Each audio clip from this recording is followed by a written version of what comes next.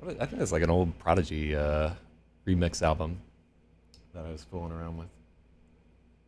D4 damage. Yeah, it's from what is it, like the Dust Sessions remix? That's one of my favorite. I should get back into doing mixtapes, man. That was like the part of DJing that I really and truly liked. All right, let me get copy video Earl. Let's get that restream chat going. Mm, mm. I see Big Sloth over there, and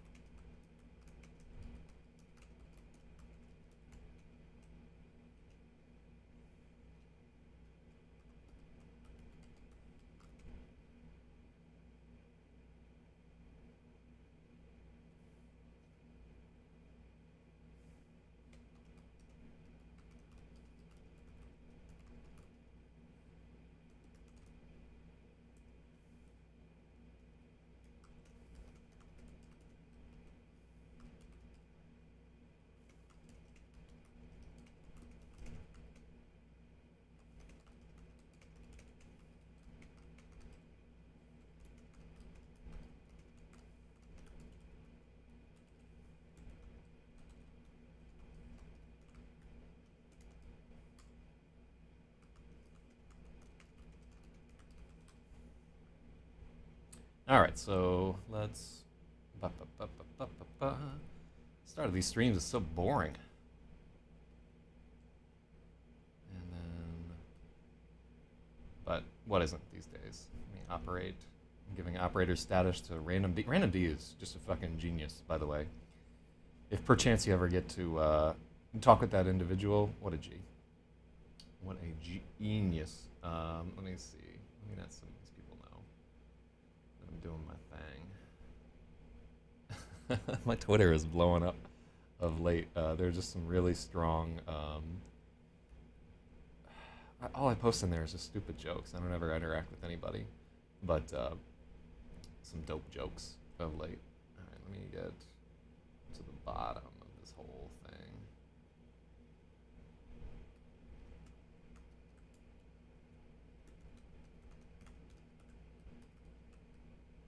Boom. Rapasaurus, Rapasaurus, doop, doop, doop, doop. Or some kid messaging me about microphones. You know they're in trouble when they start telling you what laptop they have when they're asking for advice on microphones. It's like, you got a long way to go, compadre. But yeah, actually today I may be going to the park and like bringing two big ass microphones and like the preamp and the line recorder and everything, just hooked up in like some flight cases, and just see how it sounds out there. So I'll tell you, just from like a marketing standpoint. So I've been sending around. I've been sending around interview requests for various science fiction podcasts and things of the like. And I got to tell you, really and truly, it's it's quite difficult for me to find ones where, because I listen to the podcast before I send in the interview request. And if I hear the podcast and I'm like, I would not listen to this, I don't send in the interview request because I don't like the people that are on it. And I'm finding the pool of potential places where I would be involved in an interview is quite small for the most part, because apparently I'm an ornery motherfucker and don't like anybody. Hold on, let me turn that mic up a little bit.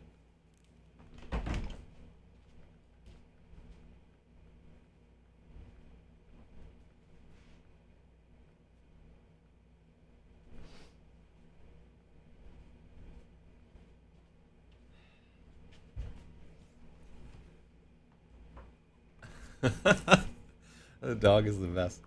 Yeah, every time that I get involved in something where I need to promote something or get other people involved in it or whatever, I'm reminded just how how, how like socially unpleasant I must be around and so forth. I just don't. I just meet so few people where I'm like, oh, I like that person. You know, I want to hear what they have to say and so forth. And there are definitely like a few where if I get to know them over the course of like a year or something like that, I'll be like, all right, you know, you're worth having around and so forth. Like people that you work with or that you're like stuck in the military with or undergo some tribulation with, you can always find some common ground with those people.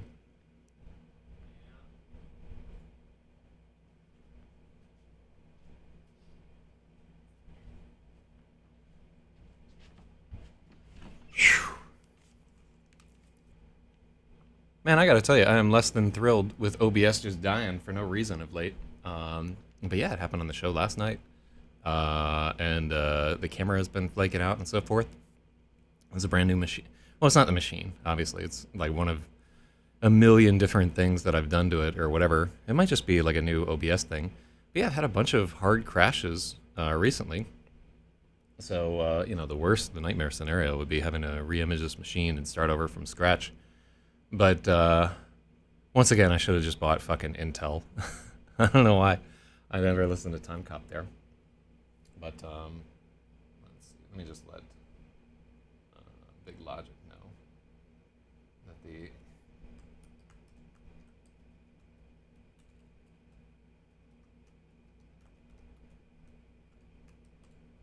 all right, there we go.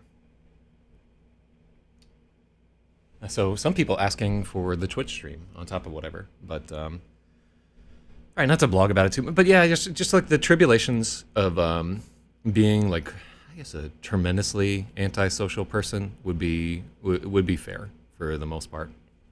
Somebody who doesn't by default relate to a lot of other folks, and just having to like get out there. Oh yeah, there you are.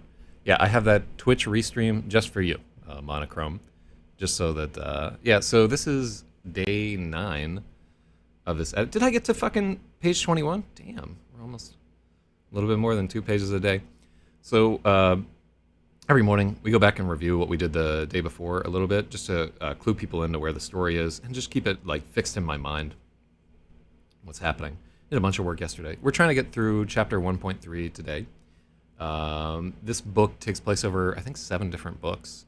And at the start, they're not even in this dungeon or whatever. But this is, wow, we did a lot of work yesterday, it feels like. All right, so 1.3. So what's happened in the story thus far is we meet Revelry Ramos, a disgraced nobleman who is learning fencing from Fish, an old man that they fished out of the sea, who has no memory whatsoever. Then we find out that Revelry Ramos, who is an oaf, is in a relationship with El Shala, the daughter of a sorcerer. And while they're like mid-coitus, I just like saying mid-coitus, I think it's a good word. While they're mid-coitus, a thief breaks in and steals a magical orb from the bedroom where they're getting it on, and runs out into the street. And before he can escape, Revelry Ramos takes a dagger from his sword belt, flings it across the room, and drills this thief right in the arm. Dope. So this chapter is about the thief, like kind of staggering all the way across this fantastical city of Laz with a dagger stuck in his shoulder, and just him trying to find the strength and the tenacity to keep going on when he's got a knife in his arm. He's a tough young man. I think he is written as either being like 14 or 15 years old. But he's already undergone great tribulation at this time in his life, as we'll find out a little bit later. So here is him like, just make it one more block, dude. You can do it. You can do it. And we talk about how it's just pissing down rain all the time. Dagger is like a spike of agony in his arm, and gusts of wind spitting in his face and up his asshole. And no, I didn't actually write that part in, but yeah, we definitely have some serious swamp ass at the end of this this march. And we talk about the shittiness of the shanty town that he lives in right there, where this bar the Half King is in. These are all additions to the story that were after the fact right there. It's definitely like my absolute weakest point is like description of places and so forth. I'm very concerned with like characters and what they're doing and people and so forth. And really, for epic fantasy, you have to get like a little bit more into the trenches with describing like the area. I think because a lot of readers who are getting into this kind of genre, they want to be whisked away to a world of fairies and dragons where the cool kids don't pick on them. Uh, and although nowadays it might be like the fairies are the ones picking, the fairies are the cool kids and they're the ones picking on the dragons or. Boy, we could really get into this right here. There are like some interesting parallels, but I digress. So yeah, lightning strikes a watchtower, and like a bunch of scavengers close in on him, and he wields the bloody dagger that gets knocked out of his arm. Then when he arrives at the Half King Tavern, we meet a bunch of people who are going to be big wheels in this story. Herkimer Half King. They've got Yellow Hat the Bard. We've got Stirs the Hook. And we see that Fish is involved in this whole thing somehow. And not a lot of love given by Herkimer Half King to the boy that broke into a tower and stole this fancy orb from a wizard.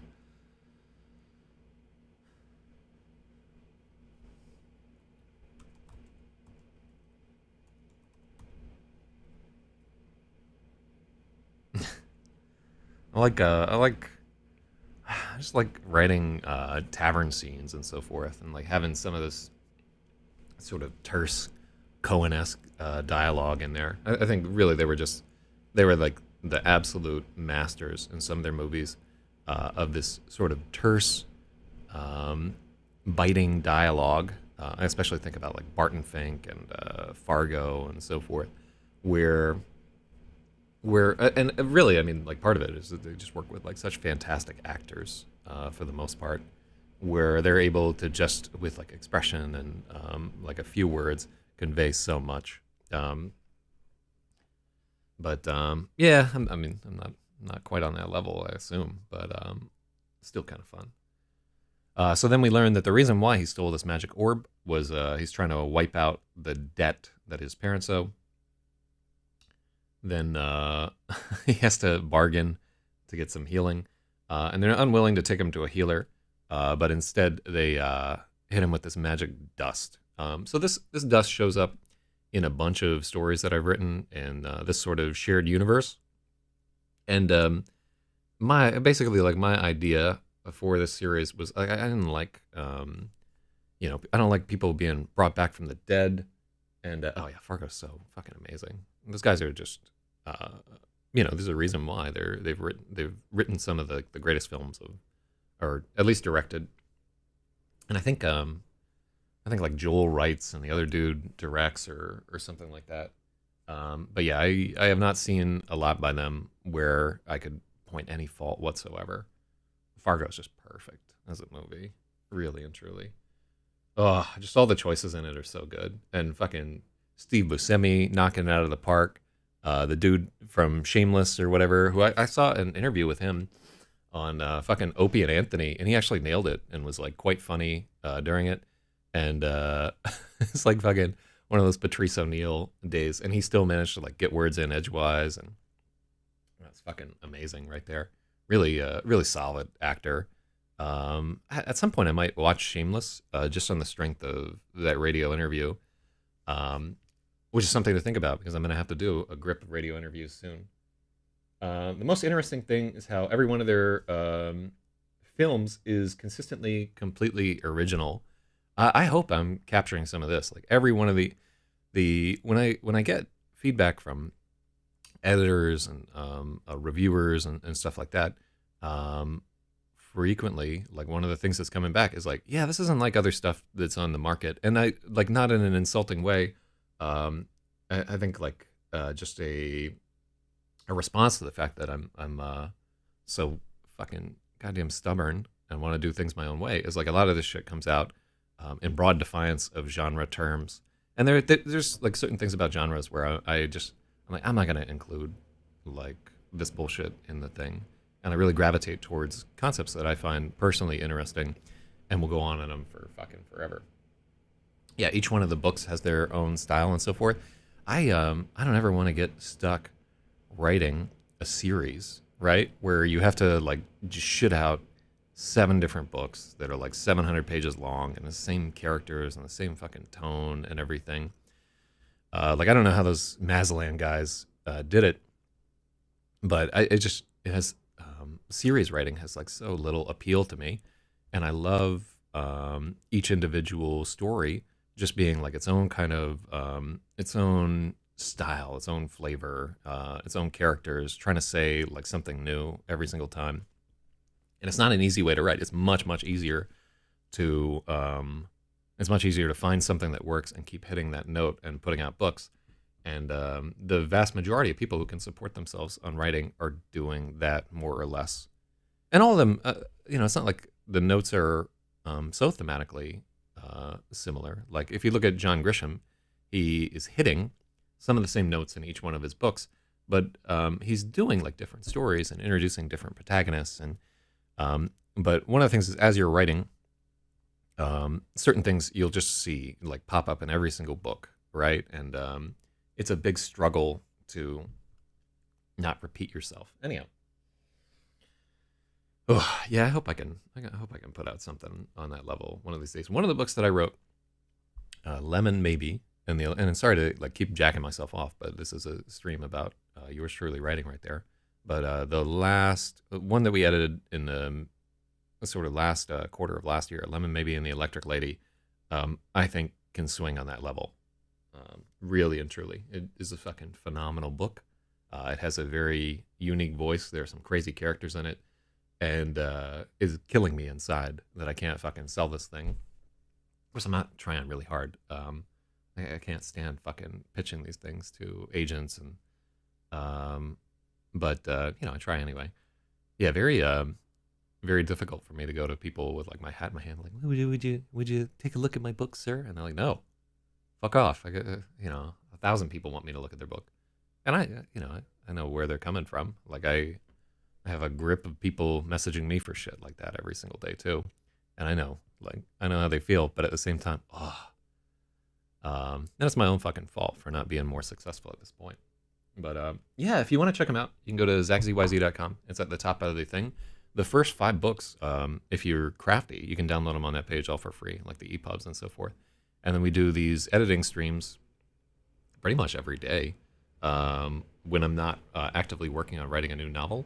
And this will run on for like 150 days or whatever. We're going to switch gears tomorrow, I think, and start working on a rewrite of the first novel that I wrote in 2020, or maybe it was in 2020, which is a novel about a young woman who has telepathy and severe depression, which is quite the fucking combo right there.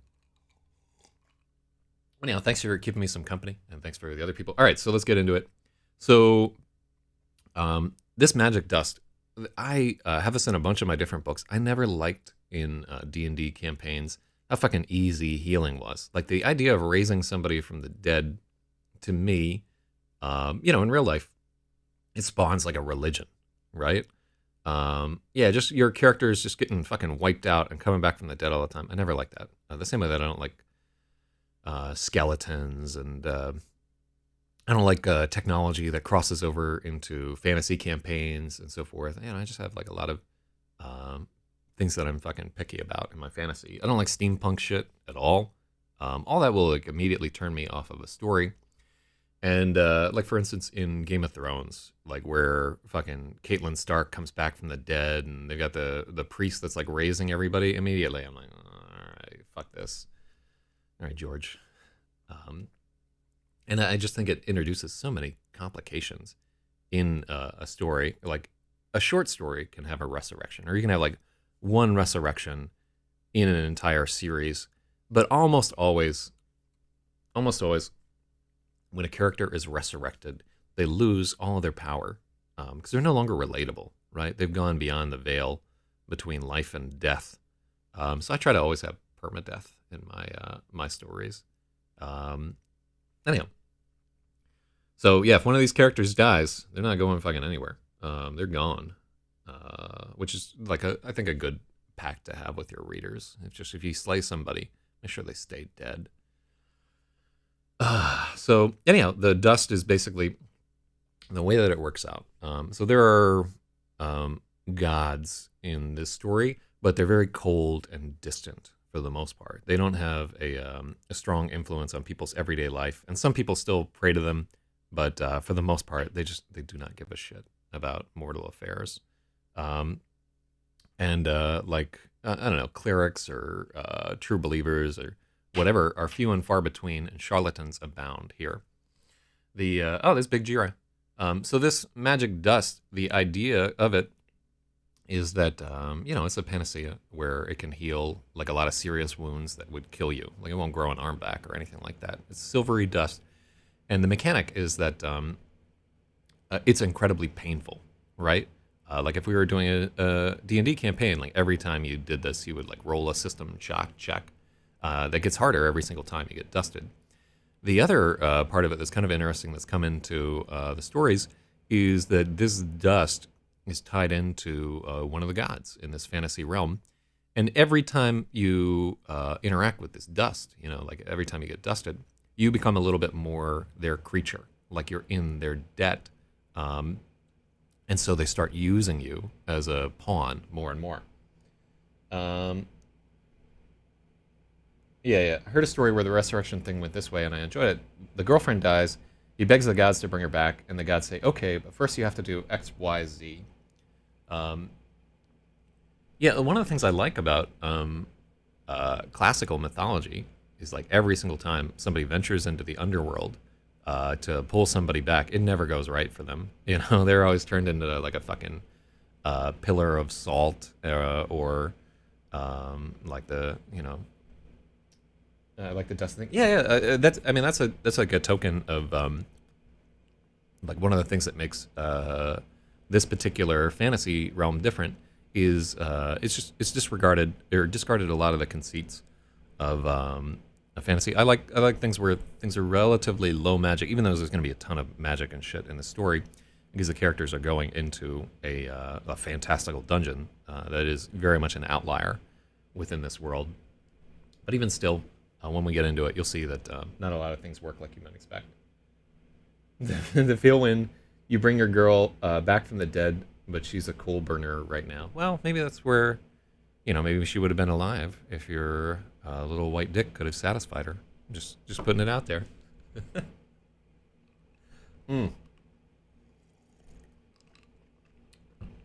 Coal burner. What a fucking term. That one doesn't even seem like it has teeth, right? Like it definitely conveys some idea that you should be shamed for miscegenating, even though like it's been a constant throughout human history. But it just, I don't know, it sounds too metal to be like a real insult.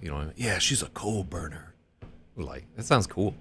Like the fucking bridge burners or the fucking flying swordfish or whatever. It sounds like a unit. But that might just be my liberal agenda showing. So when the pain comes, you have to take all of it. If you don't take it, if you black out.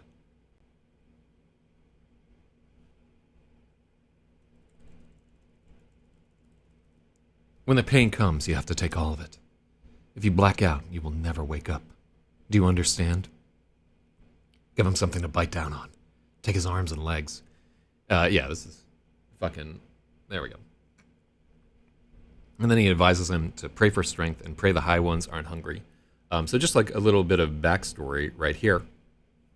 The people who live in this town are close enough to this dungeon that some of the things that are trapped within are kind of exerting their will and sort of making promises to people inside of the town. Like, hey, if you do this thing for me, I'll make the dice flip the way that you want for 3 more throws and so forth.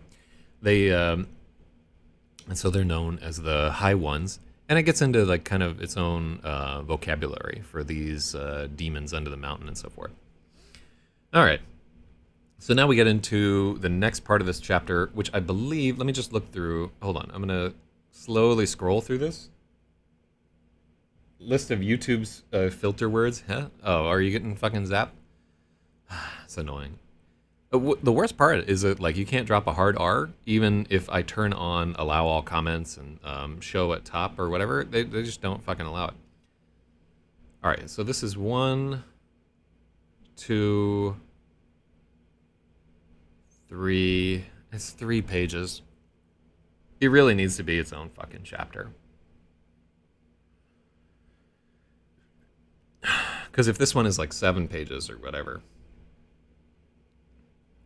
Yeah, so that goes from 13 all the way to 21. And it's just such an aside. This other yeah. All right, so I'm going to break that out.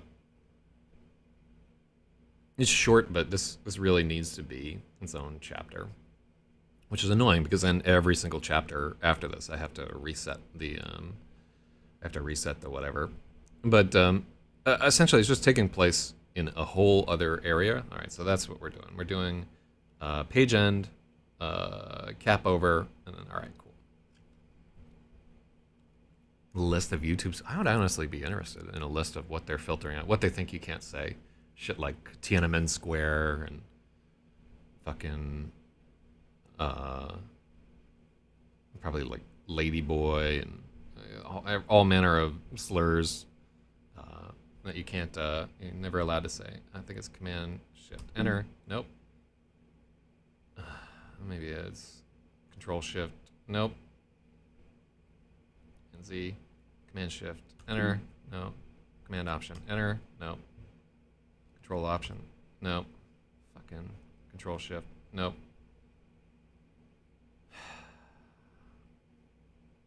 All right. Well, what is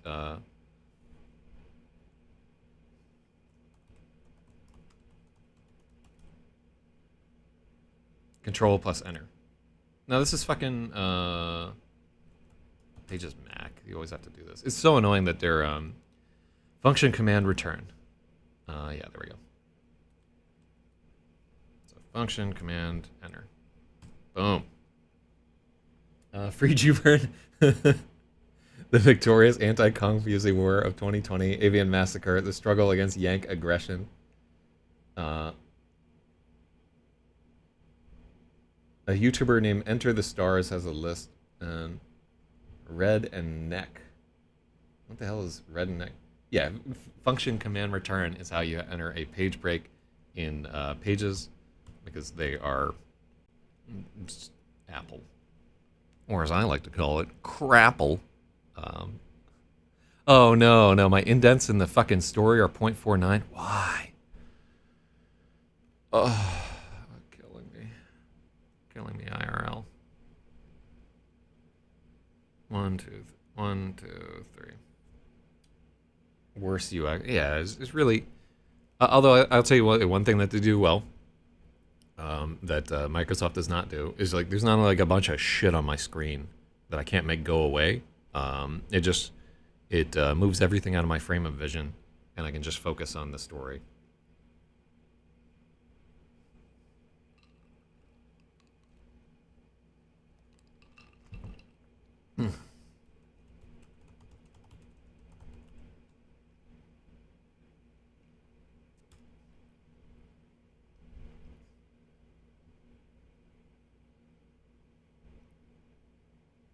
Mm-hmm.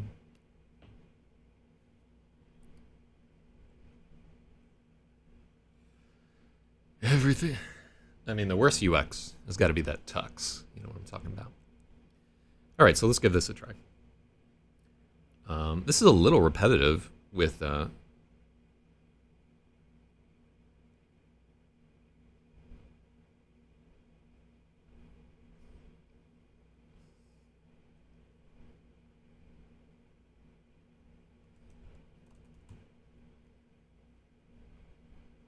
deep into the night, El Shala and Revelry Ramos search for the wounded thief.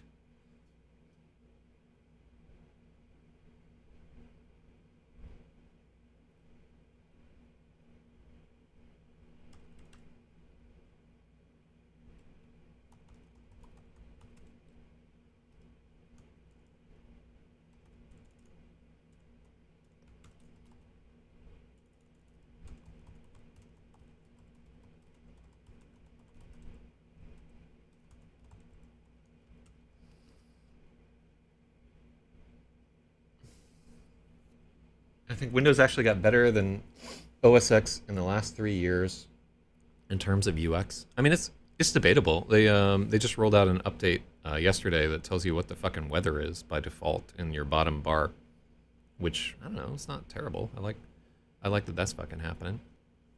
Um, but I'll always feel like more comfortable working in Windows. New Windows Terminal and Power Toys. Um, oh, I'm sure that's okay. You definitely have more like out of the box configurability.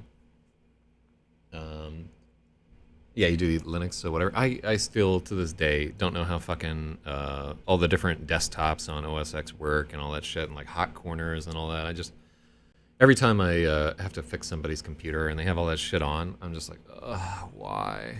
You know, uh, it's just not something I would ever fucking bother with. So I can't really in depth criticize.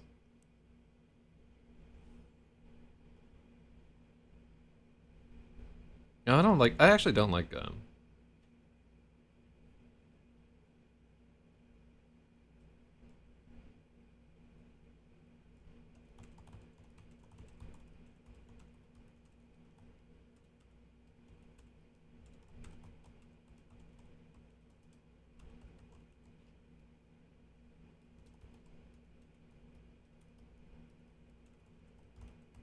No, I don't like that either.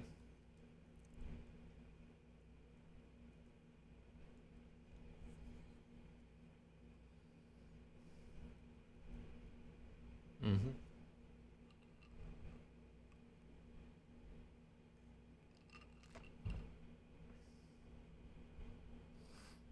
Yeah, we did like the crack of thunder in the last chapter, so we can't.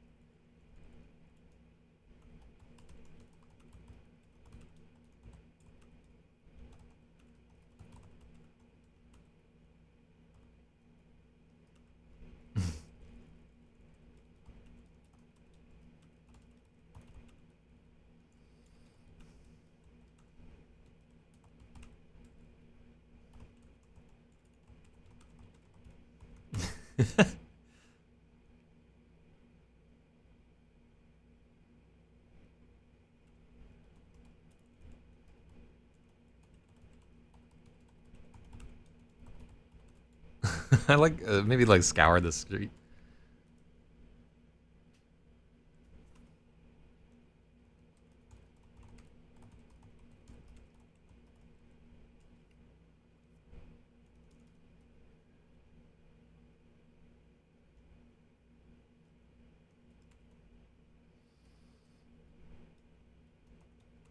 No, so I don't want to do because he's like screaming on the floor, but it just happened in the last chapter, so we don't really need a we don't really need a oh, tiling window managers and not needing to move windows around. I've tried that a couple of different times to like make that fucking happen, and it's just never been the experience. My solution was always to just buy more screens, so now I can see 8 of them from where I'm standing.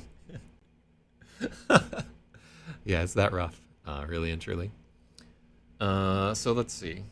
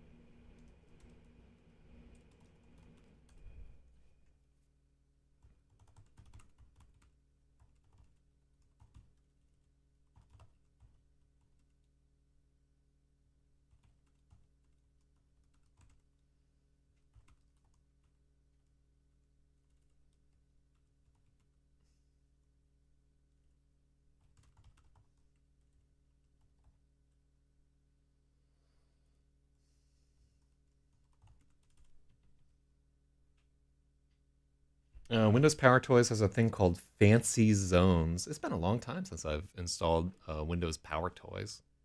I think the last time I was doing it was back when you needed to use what were those fucking system tools or sys tools or whatever, that little package. If you wanted to get in there, and I think like back before they had a decent process monitor, like their Process Explorer was what you had to get if you wanted to figure out what spyware was actually like fucking up somebody's computer. And like their custom fucking Zvinky and their Bonzi Buddy and their ask.com toolbar and all this other horse shit. Yeah, man, it was a long time ago. I haven't worked on fucking computers in like decades. Shouts to Mark Rasinovich. I remember all that horse shit though. Bonzi Bunny was just like a fucking amazing punchline to every joke. This purple gorilla that fucked up your computer, and then your net zero would disconnect because that was your life back then, a net zero. Um, let me see. Oh, I came on too strong. Let me see. Maybe I can recover my position. Let me see.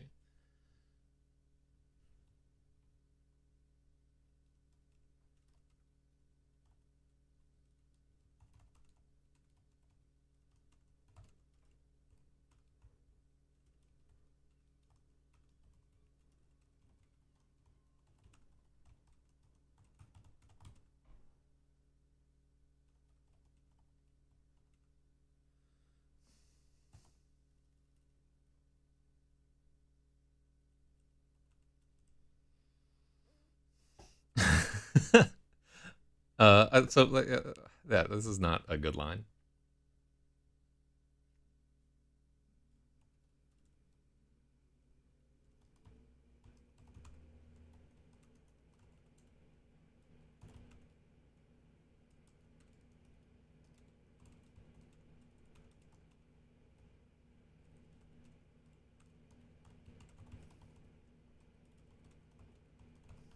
That's better. Miserable miles away.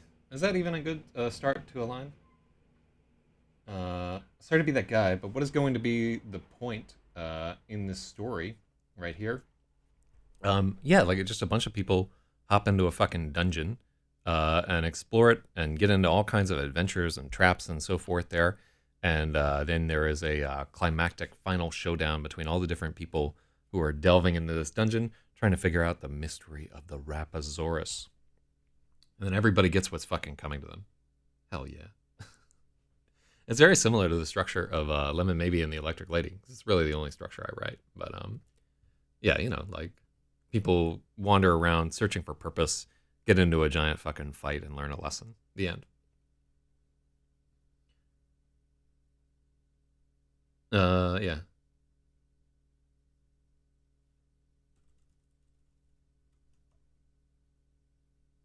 Miles away, Revel V. Ramos and El Shala scoured the streets in vain.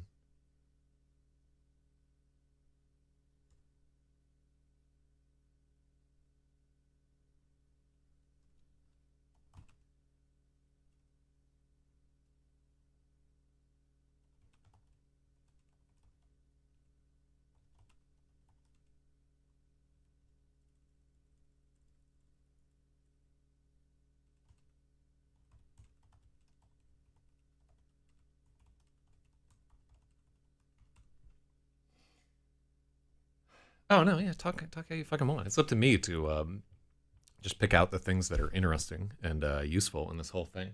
So Jiro says, "Okay, thank you." Yeah, there's no like moral to the story. It's not like a commentary and like human nature or anything like that. It's just I want these characters to get into a dungeon and face like a lot of peril and so forth. It's an action story when all is said and done.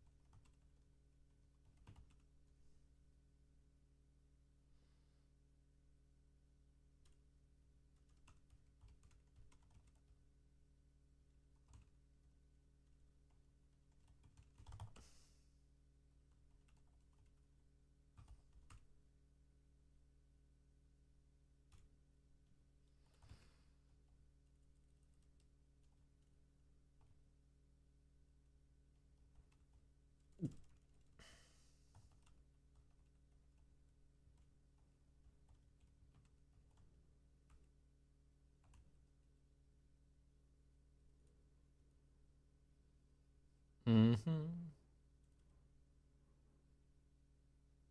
Oh, so here we have I am and Kid, who says, "What's up, dear?" Oh well, how nice to have that term of affection used for yours truly. I hope, or maybe she's he or she is talking to Jira. I don't want to assume, but yeah, we're working on this very difficult rewrite slash edit of a long fantasy novel, and will be for quite some time. Although we take a break tomorrow. Oh. Oh, oh my God, Jira. I've had so many conversations with people who talk just like that. That fucking Hindi patois. Whoa. Showbobs. Oh.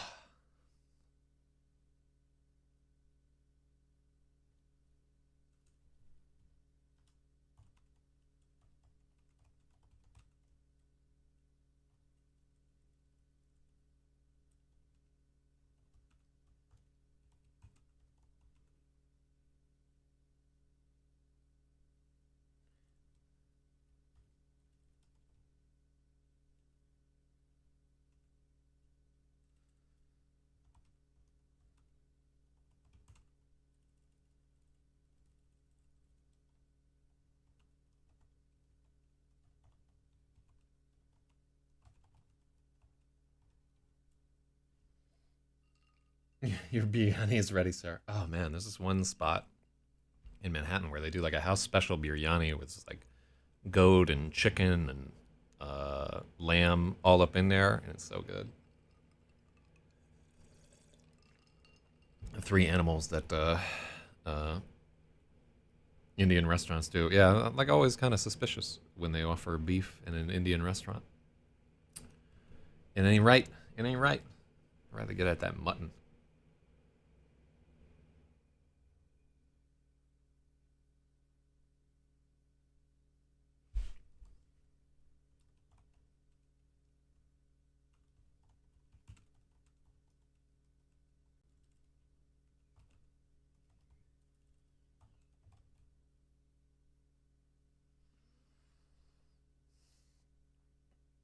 I always ordered chicken, but you're right. That's weird as fuck. Yeah, like there are definitely like plenty of places in New York where they will do like vindaloo beef and so forth.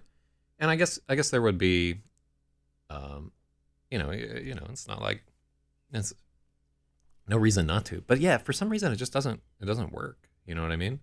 I've never like gotten it and been like, oh, this is great. And usually it's that like kind of Chinese, like the low tier Chinese beef where it feels like it's kind of like breaded, and you're like, is this somebody's fucking feline? Um, yeah, there are people from India who aren't Hindu, and there are plenty of Pakistani people who are operating essentially Indian restaurants, and you can't tell the difference because you're a Baka Gaijin. But yeah, like it's just weird, it never fucking tracks quite right. Like I definitely wouldn't eat a pork chop at some some Muslim joint, but I work with a devout Christian from India who does not eat beef at all. That's been my experience, like with people who are straight from India. They're always like a little like, huh, I don't know. But the ones who are like Americanized are like, yeah, let me get at that steak, yo. So, I don't know. I'll eat anything. I don't give a fuck.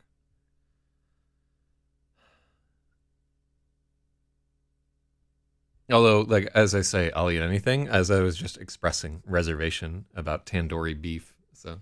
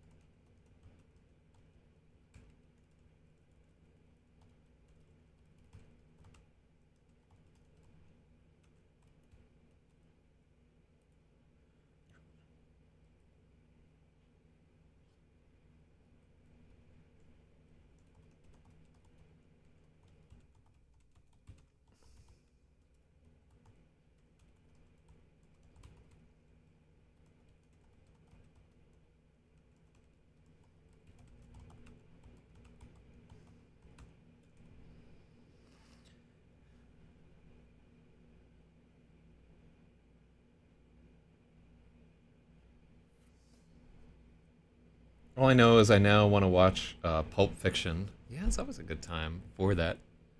Like the, God, can you think of a good movie that John Travolta has been in since fucking Pulp Fiction? Because he wasn't even good in Phenomenon. Like there was no reason for him to be the actor in that movie. Just one movie that was improved by the presence of that individual since Pulp Fiction.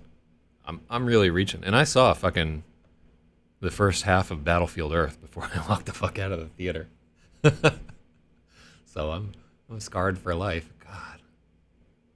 Oh, wait, what did I call that? I just did I call him like John Tarantino or something like that? What is that actor's fucking name? Travolta. If I fucked it up there, like I didn't see Face Off, thank God. God, what a goddamn mess. It's that Scientology that poisons him. That's why Beck's new album was garbage. It probably wasn't garbage, but it's so awful, especially since the book was so great. Are you fucking serious about the book? Oh my God. Gerald will never see eye to eye. That book was fucking wretched. Or were you just like fucking joking with a yeah, LRH L. Ron Hubbard meaning was like a bigger hack than me. Much bigger. Um Taking a Pelham 123 was okay. I could maybe see that. I didn't even remember that he was in it, by the way, but it'd been a long time since I seen it. So I don't know that he was a good choice. You love Battlefield Earth, the book. Wasn't the protagonist named like Johnny Colfax or Johnny Hero or some horse shit like that? Ugh. Ugh. Did you read it when you were like 12? Like, not to be insulting or whatever there, but when I think I read most of the entire thing, and there are like 20 books in this series, and I was just like, this is fucking drivel. Even at the time. Ugh. Ugh. But, you know, like, I don't know that I can sling stones when I'm struggling to write a paragraph. Miles away, Revelry Ramos and El Shalah scoured the sodden streets. Driving rain obliterated every trace of the thief and turned the streets into mires of sucking mud. I did read it a little. Yeah, if you're like, the thing is, like, books are just like religion. If they get you when you're like 10 or 11 and molest you, you're stuck that way for life, sadly. Little boombox with the Battlefield Earth audiobook going. Yeah, fond memory. All right. Well, there you have it. Like your dad infected you with this mind virus, and now you're like a person with cats who's spreading toxoplasmosis everywhere. I don't want to shit on your cherished childhood memory, though I've already done so. But yeah, if you go back and read it with an adult eye, like free of nostalgia, it will. I urge you not to ever read it again, because it does not hold up. Is my experience right there. Mm.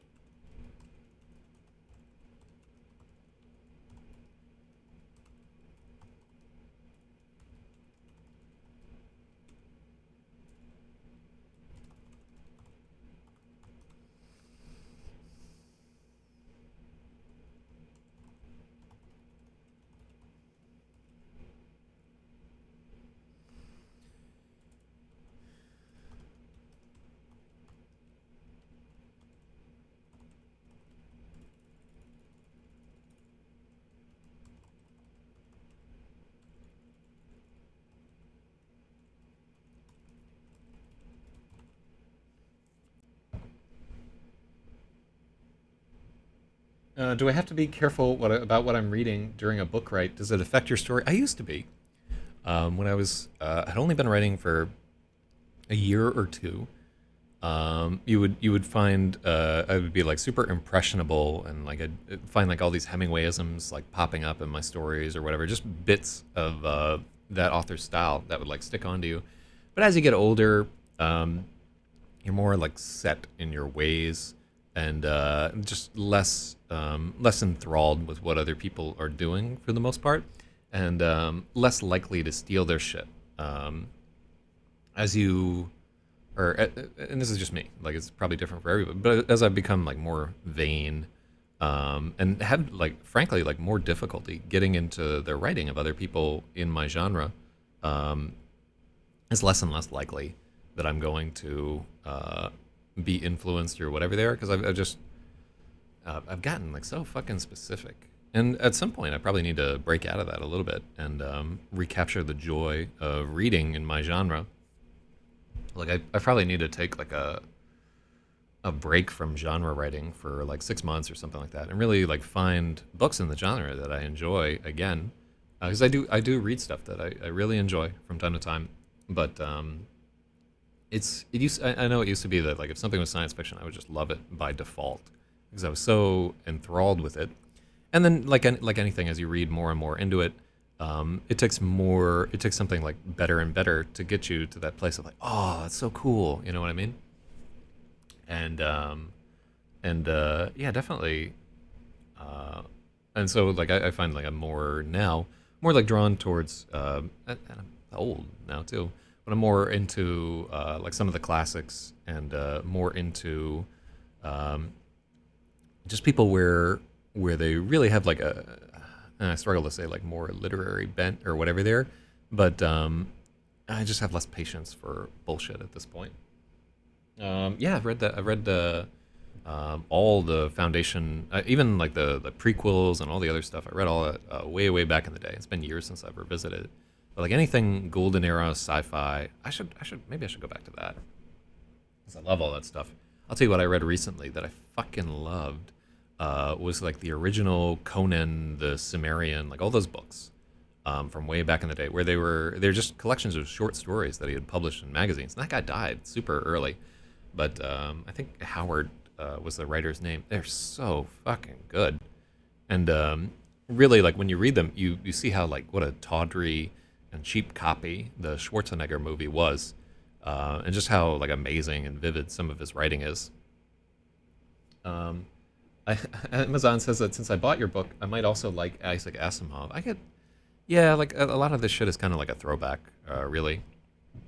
I mean, that was like the hugest influence when I was a kid. Like, I loved reading Ray Bradbury and Asimov and uh, fucking Robert Silverberg, and among and Norman Spinrad and all these old school guys. Although Spinrad was like much more of a like '70s hippy dippy type a writer right there. I've met that motherfucker in real life. He wears a cowboy hat unironically everywhere he goes. Thank you also for buying the book. I do want to get through this chapter though.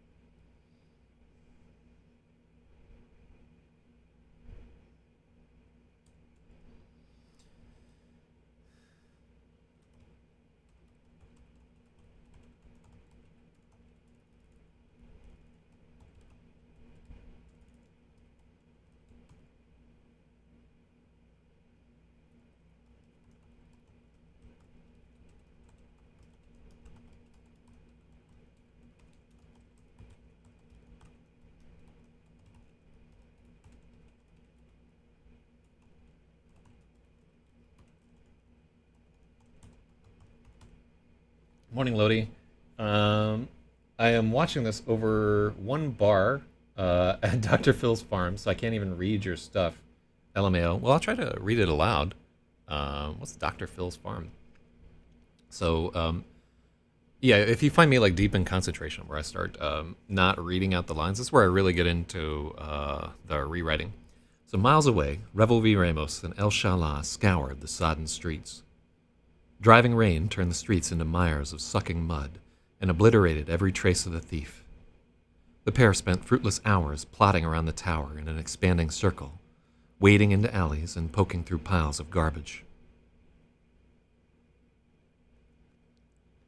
Their lantern sputtered out.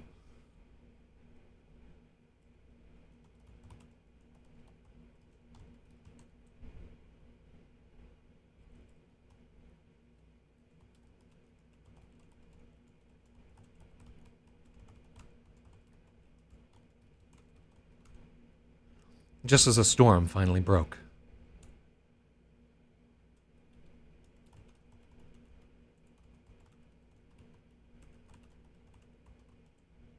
Yeah, I don't like that sentence.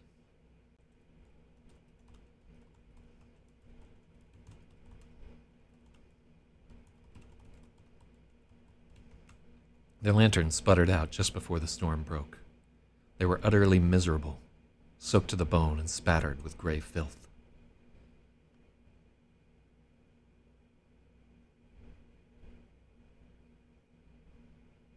Uh-huh. This is like kind of like a neat atmospheric section here. Just getting into what a problem Rigel has created for them by deciding that he was going to.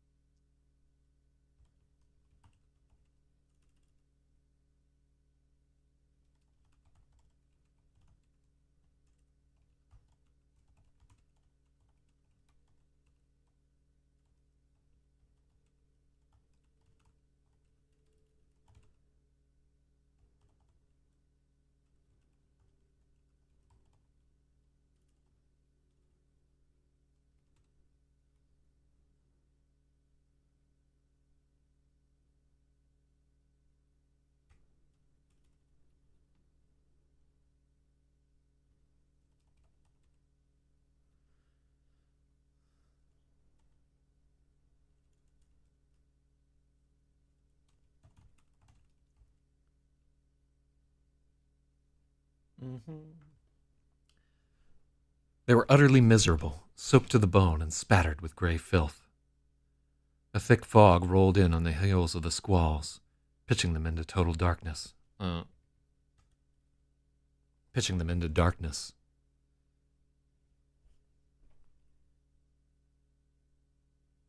Revel and Elle flitted from one lit window to the next.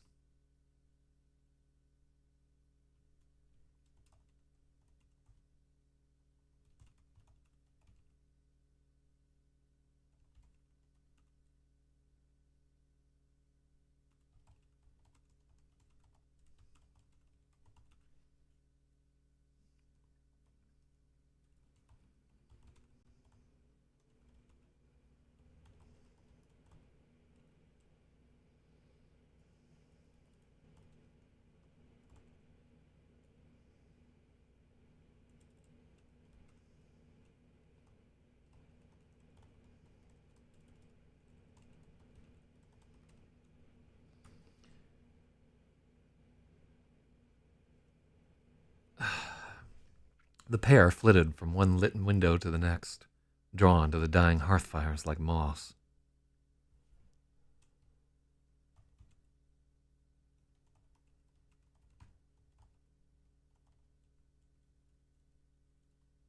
Uh, this is kind of froofy. I'm not.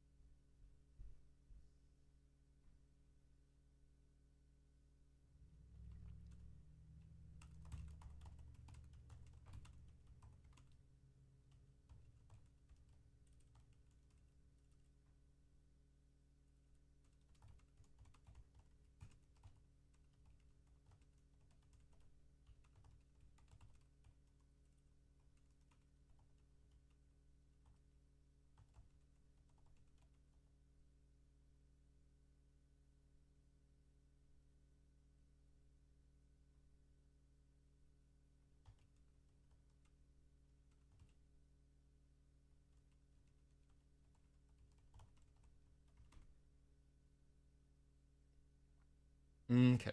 Um.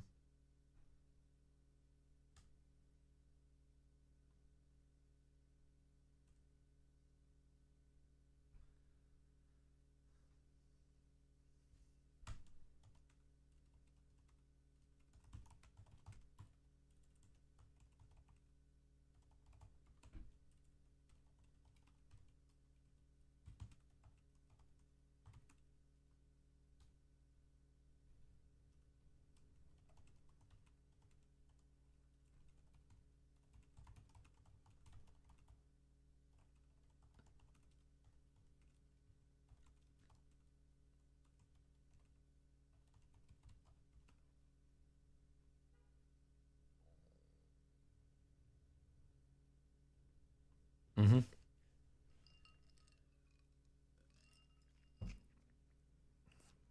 So where are we going to? Here, let's do that, and then we'll fucking indent 0.5.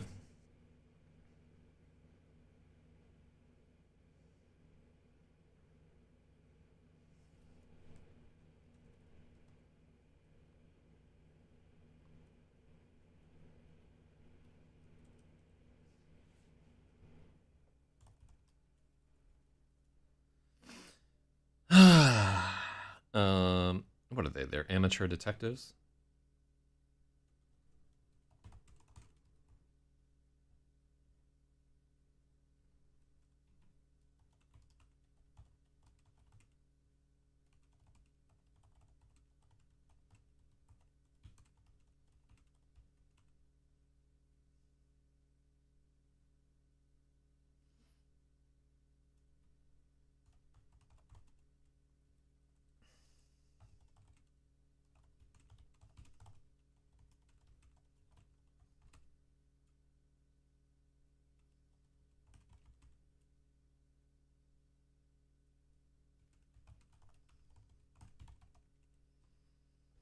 It was obvious.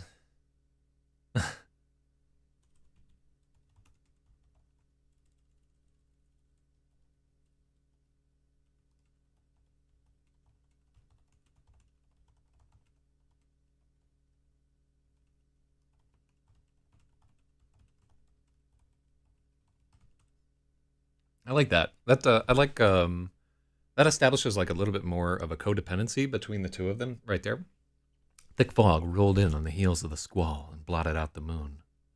Revel and Elle flitted from one lit window to the next, drawn like moths to the glow of dying hearth fires. It was obvious they would find nothing, but neither wanted to be the one who surrendered.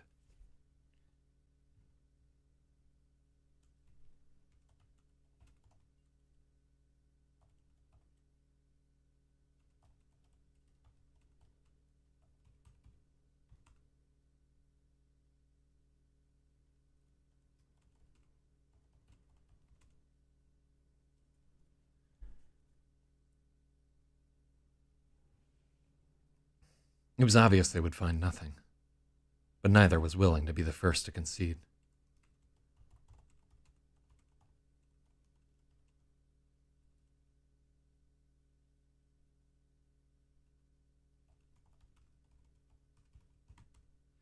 It was obvious they would find nothing, but neither was willing to be the one who surrendered.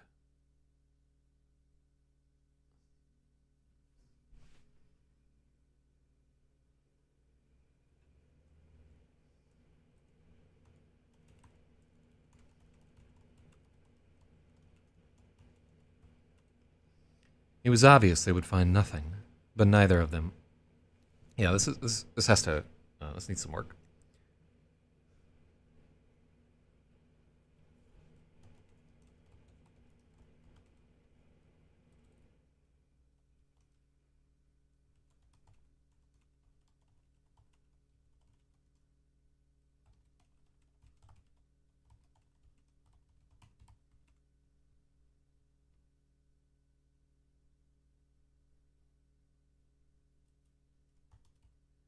It was increasingly obvious the cause was lost.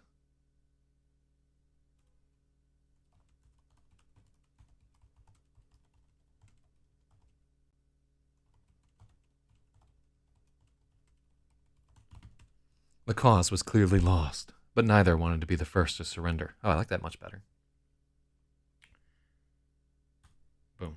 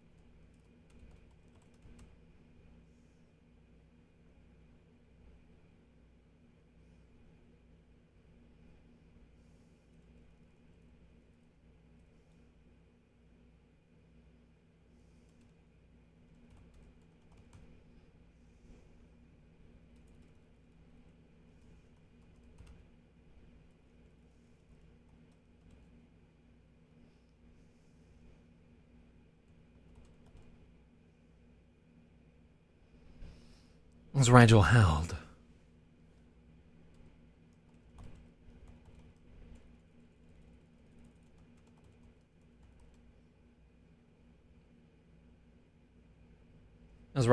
to the rafters, Revelry Ramos and El Shala scoured the sodden streets. Driving rain turned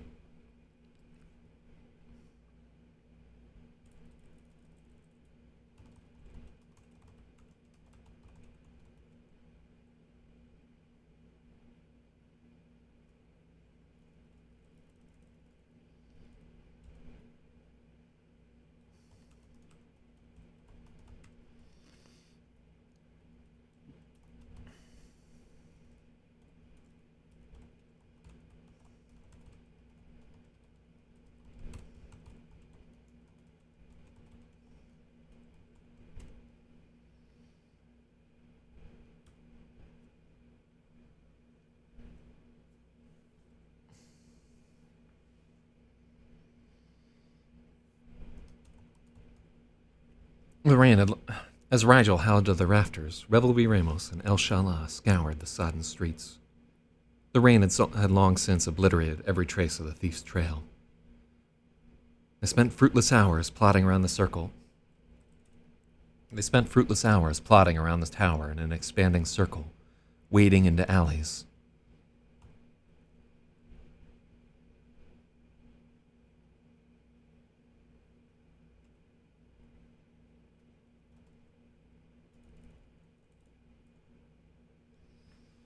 Wading into alleys and poking through piles of garbage. Their lanterns sputtered out just before the storm broke. They were utterly miserable, soaked to the bone and spattered with gray filth.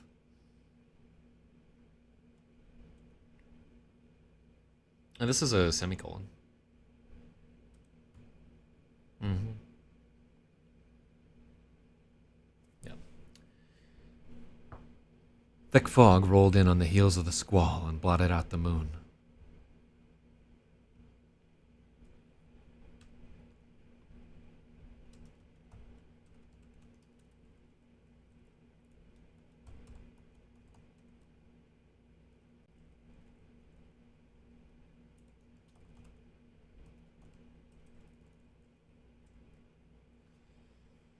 Whew.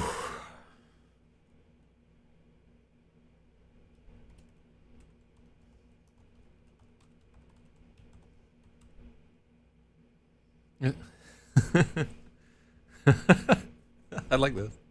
The tribulation had only begun. Thick fog rolled in on the heels of the squall and blotted out the moon. Revel and Elle flitted from one lit window to the next, drawn like moths to the glow of dying hearth fires. The cause was clearly lost, but neither wanted to be the first to surrender.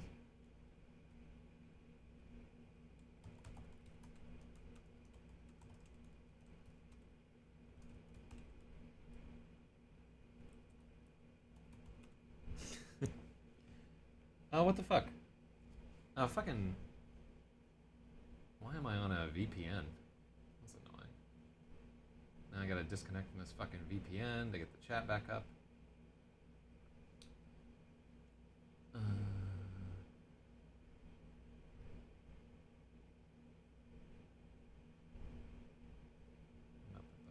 Alright, so here, let's see if we can get this back up. Fucking AWS. Alright, there.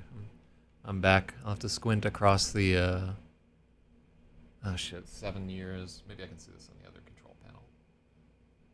I can't see it on that one for sure. Dr. Phil's farm.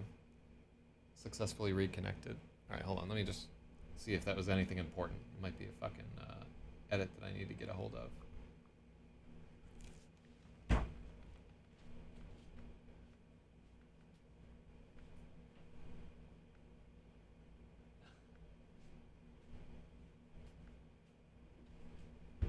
Okay, cool. So yeah, the tribulation of 7. Oh, this is. I do like the phrase "the tribulation had already begun." It's a little bit like telling the reader what's gonna fucking happen, but I like the way that sounds right there. The tribulation had only begun. Thick fog rolled in on the heels of the squall and blotted out the moon. Revel and Elle flitted from one lit window to the next, drawn like moths to the glow of dying hearth fires.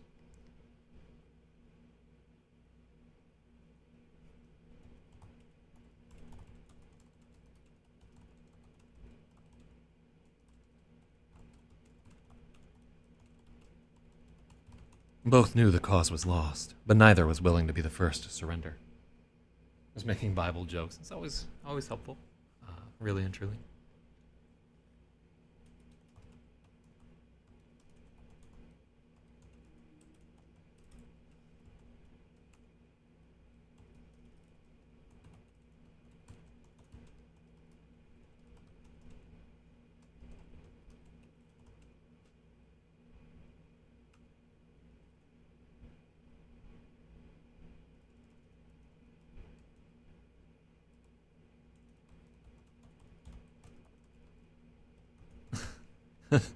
The darkness thickened until Revel walked face first into a signpost and nearly cracked his skull.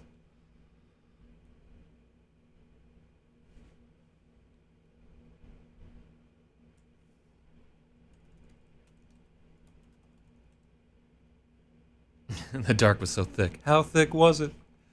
Mm.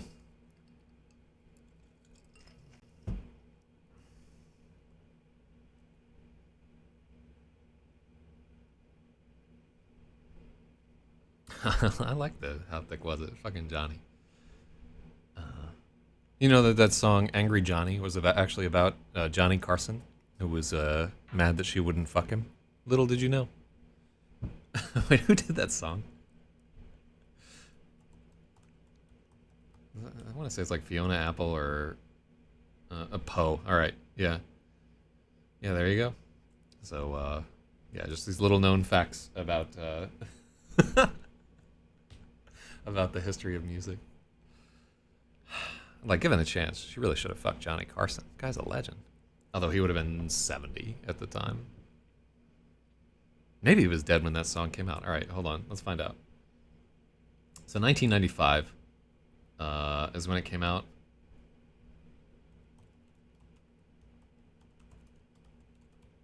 Oh, okay. So, yeah, she had 10 years before he died. Maybe she had another chance to sleep with Johnny Carson. That's just... You know, honestly, we talk a lot about, like, male privilege and so forth, but, you know, none of us had the chance to fuck Johnny Carson, from what I understand, so... Maybe she just didn't want to. Who wouldn't want to? It's fucking Johnny. He's a legend. You know, greatest TV personality of all time, bar none. I wouldn't, well, no. I think I'd take one for the team right there. What a story. But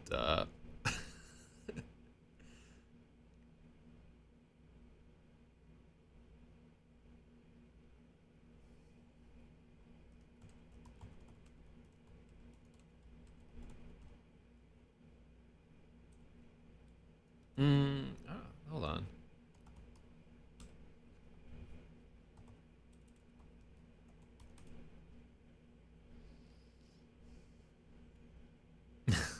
I like Caligian, Tenebrosity, Crepuscule.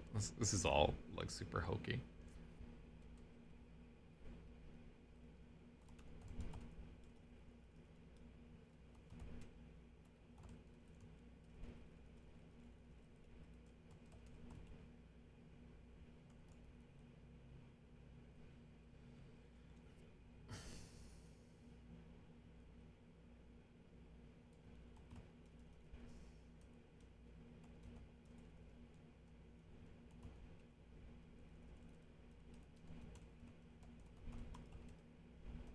Did we use Meyer earlier? I think I cut it out.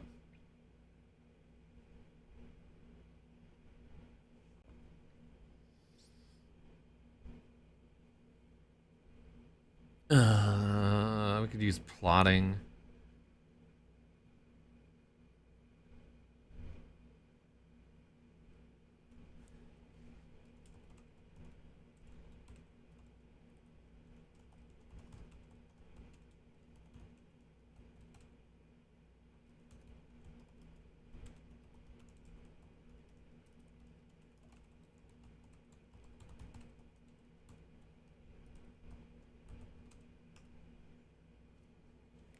Yeah, I mean, you can really get it all on this editing stream, like grammar, editing, speculation as to what it's like to sleep with Johnny Carson, fucking music trivia. Ooh, who wouldn't want to watch? I know it's boring, but so am I.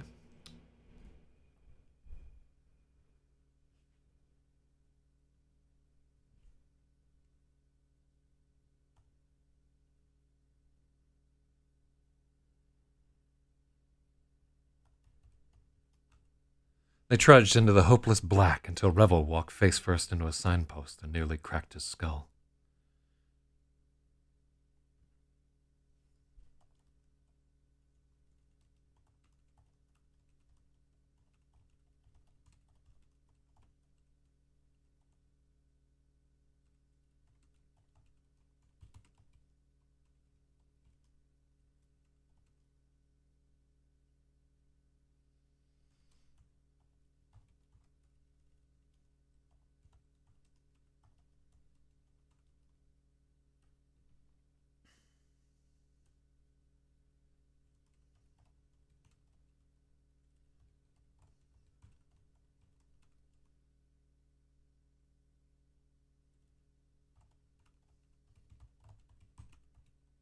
Oh, finally got the hand of Blender. Well, watch. I had to try and figure out Blender for the cover of this last book. Hold on. Let me see. So the cover of the new book right here, the spaceship that's on it. I don't know how well can you see what's going on right there. So the spaceship on the cover. If you go to zachzyz.com/zeros, the spaceship is actually like a 3D model. I found one that I really liked, and reached out to the artist who I think was from Ukraine, and he licensed it to me for nothing. But I sent him $50 anyway because I thought it's a dope fucking model. And there's a little copy of the ship on the side right here. But yeah, so he had a 3D model, but he wasn't done with it or whatever. So he actually just sent me the model, and I spent like 2 weeks fucking around in Blender to get to the point where I could get the right angle that I wanted and so forth, and get it to like render and not be like all pink and white and all this horse shit. And I still don't know anything about it. It's like 3D shit is like quite difficult. But I was able to come up with a cover that I really liked. I really like that cover. I think that one is going to be that one's going to be the one. I hope. I'm going to try anyway.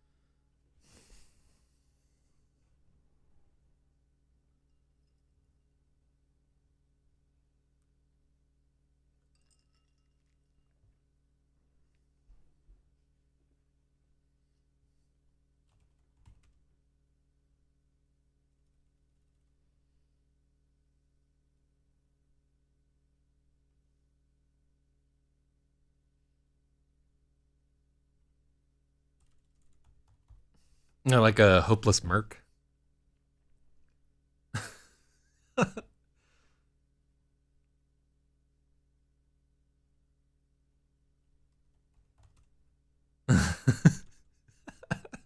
Hold on. Let's find a way to uh oh,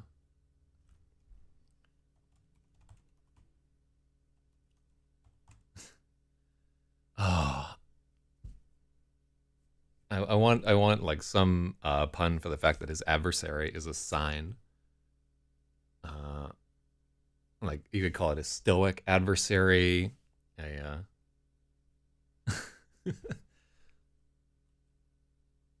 let's look at it. Like a lofty adversary. Let's do tall. His lanky adversary. uh,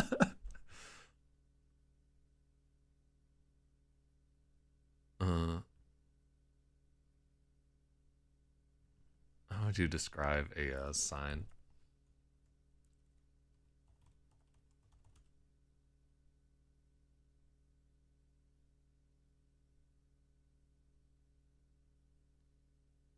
Reverberating adversary. What do we got?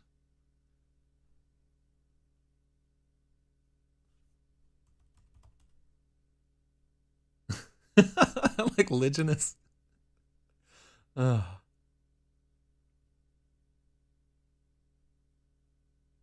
like Sylvan? Can I get away with that? Uh, uh,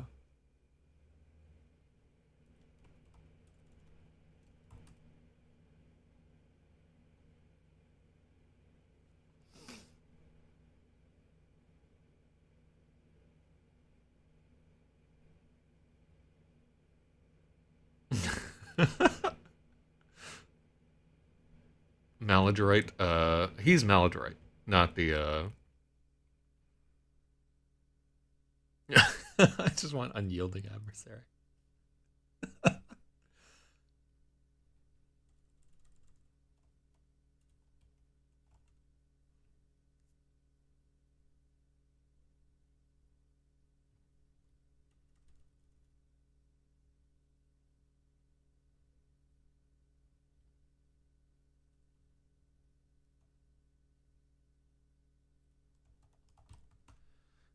So adversary doesn't really work in that context. I like the way that sound.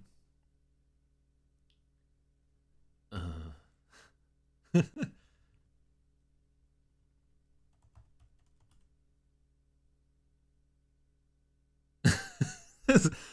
emblematic ad. Oh my god. Oh, that's so ridiculous. Uh, emblematic ambusher. All right, let me. This. I really can't get away with that, but I kind of love it.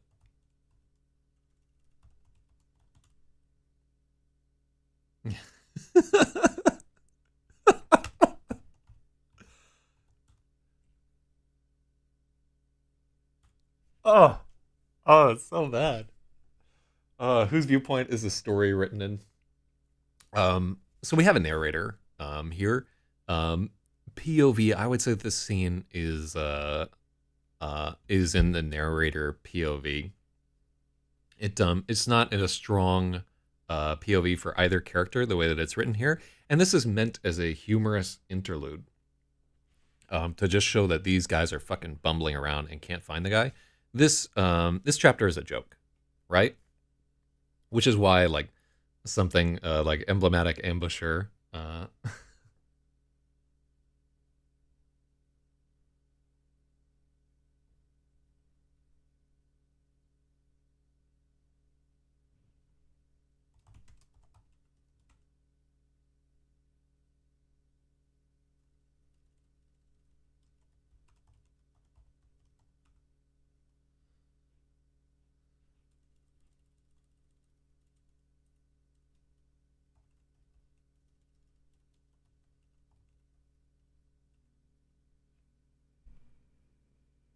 Yeah, there we go.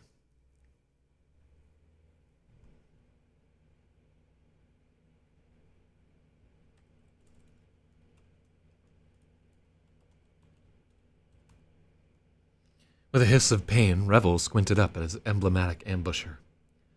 Atop the pole.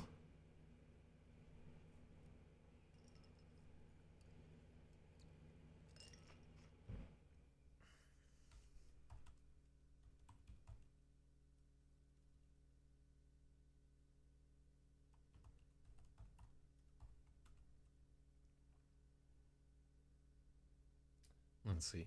So the POV wise, the story is told in third person partial omniscient. Right, which is a pretty common for like fantasy that isn't grimdark.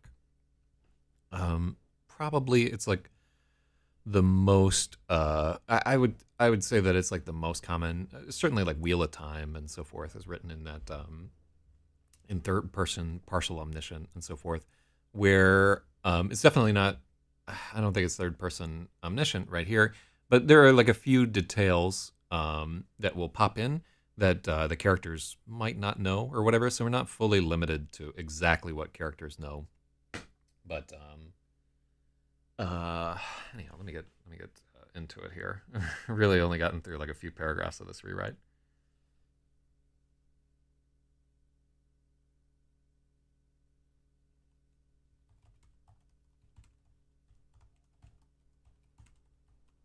Which works better? Revel hissed in pain. No, with a hiss of pain. Yeah, I like the width there.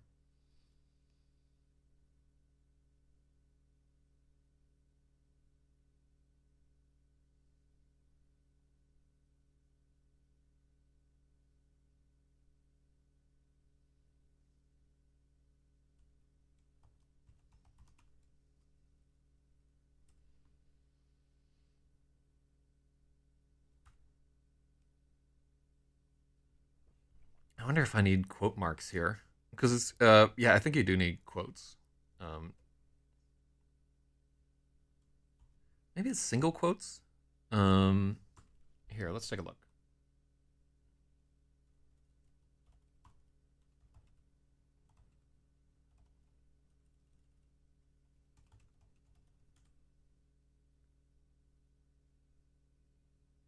Text citation. Oh, do we have to get into MLA? How can I state what's written on a sign? Okay, what it fucking I hate style guide of the institution. Fuck off.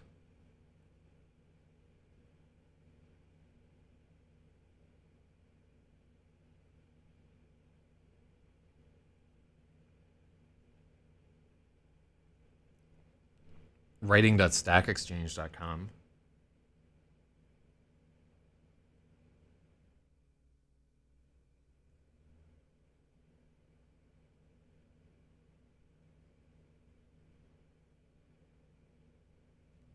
Yeah, these people don't know what the fuck they're talking about. Um, like what I wanted to see there was like a citation to like MLA or whatever. But to my eye, it looks a little bit better italicized. So I'm just gonna go with that for right now.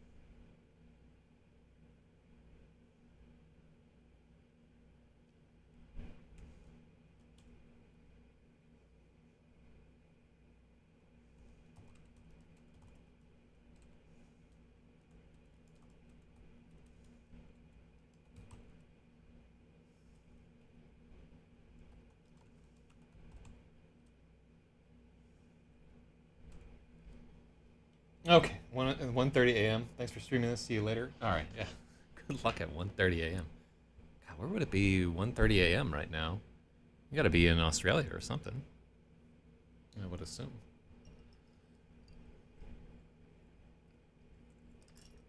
Oh, Hawaii? Yeah, you should hang out with fucking Logic. He's in the editing stream all the time right there. He's also in Hawaii.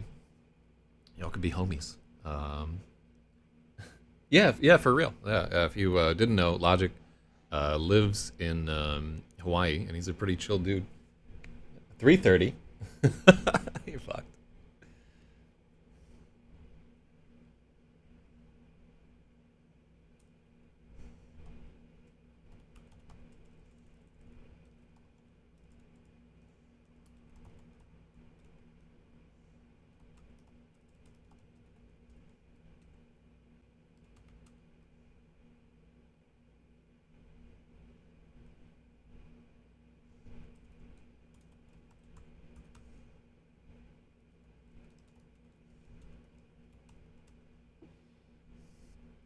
Oh, yeah, yeah. We can't have them both hissing.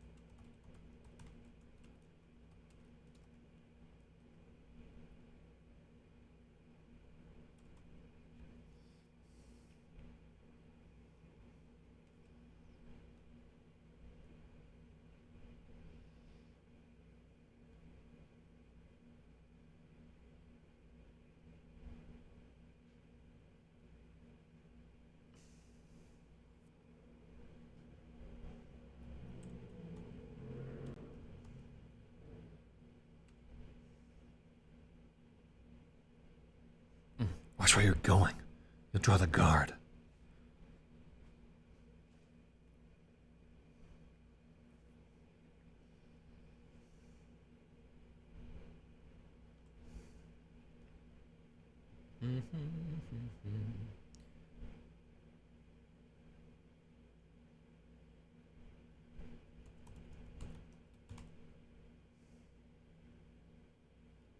Chastises per.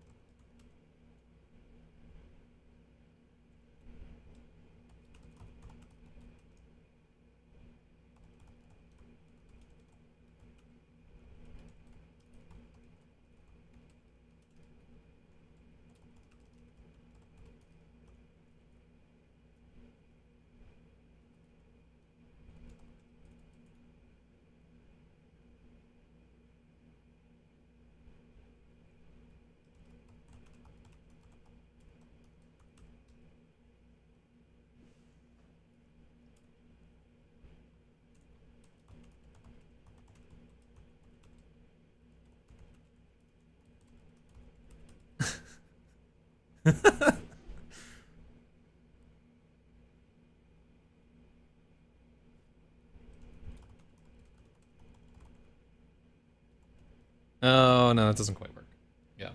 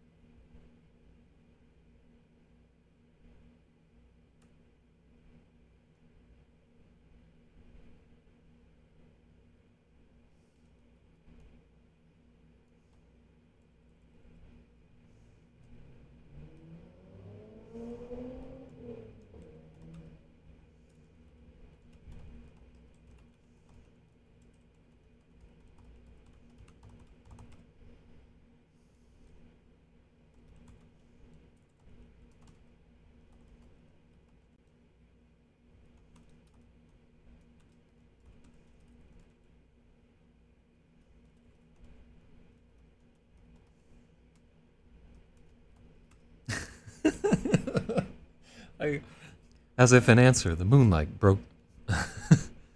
As if in answer, moonlight broke through the fog and shone on El Shalah's scowl. Contemptuous scowl.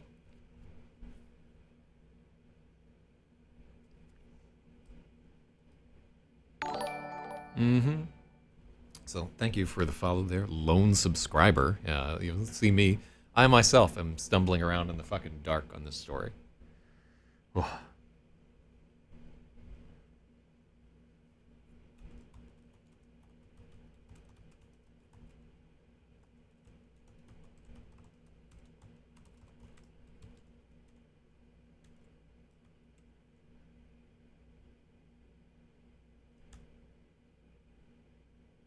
Am I supposed to watch where I'm going?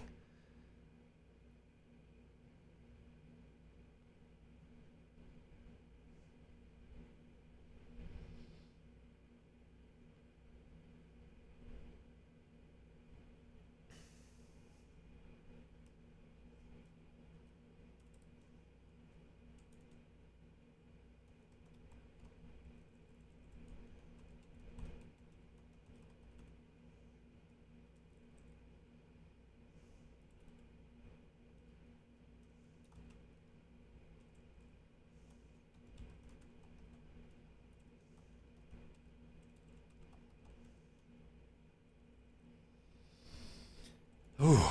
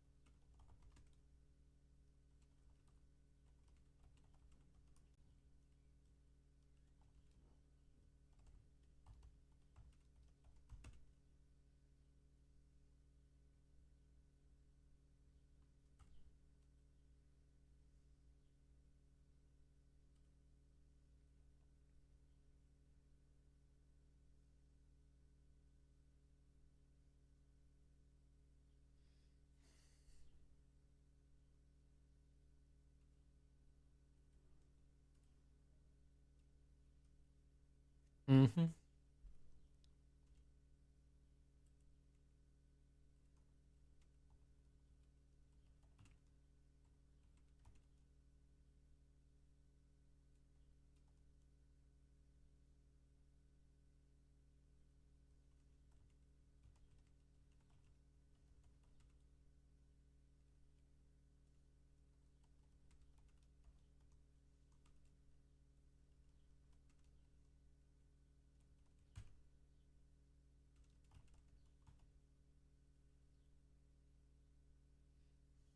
Mm-hmm.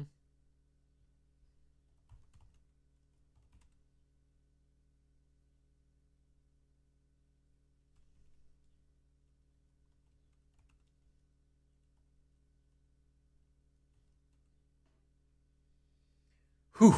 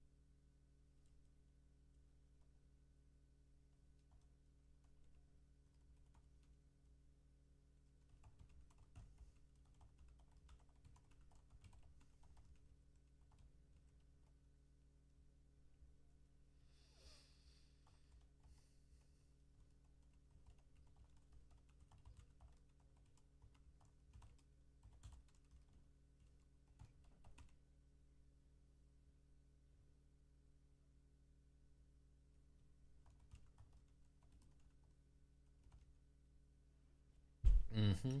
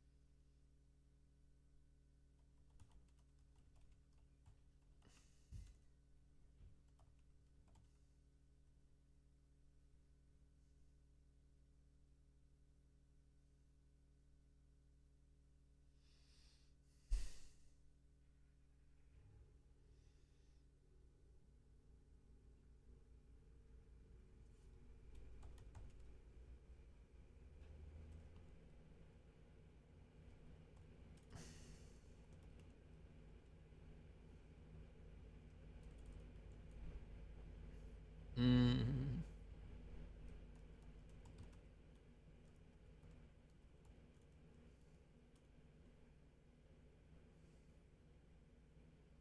Oh, cool. Look at this guy. What the fuck? It's a dope looking fountain. All right, so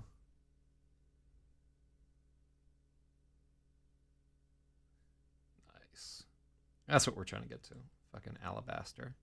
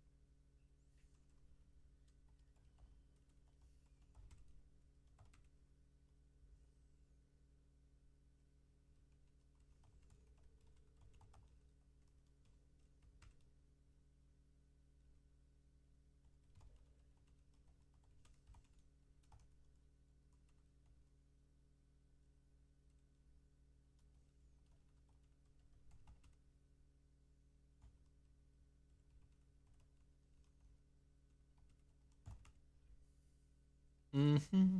Mm-hmm. Oh, so where would they get? Um,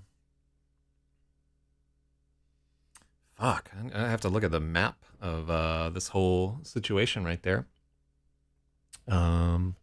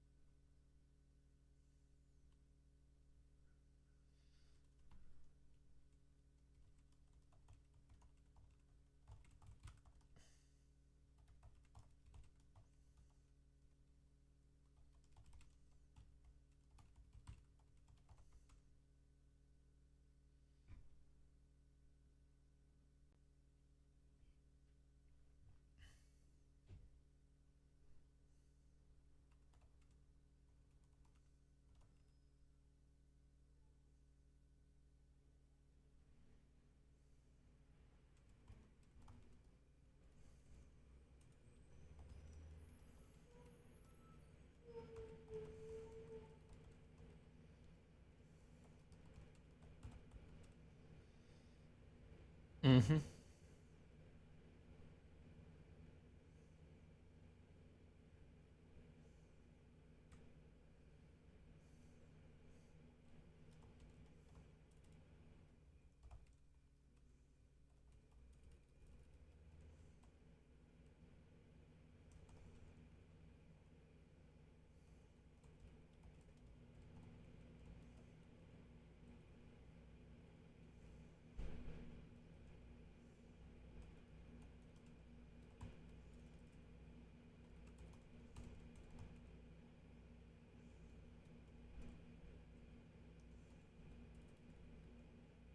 Mm-hmm.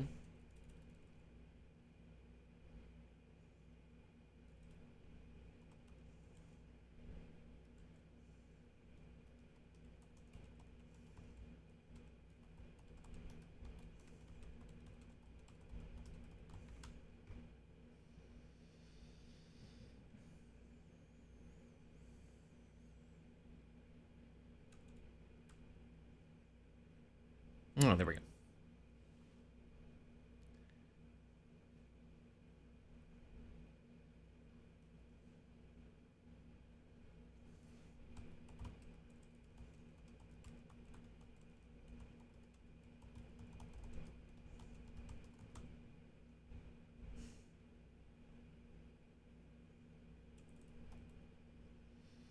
Okay, so here we have another point about the sort of world building of this, where like essentially if you go and drink the water of this lake, it'll make you forgetful.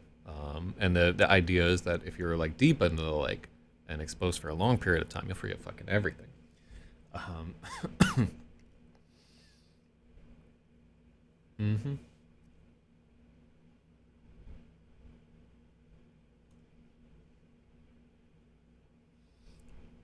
As if in answer, moonlight broke through the fog and illuminated El Shalah's contemptuous scowl. Around her, Hawker's hoop shone silver. The merchants' tables were bare.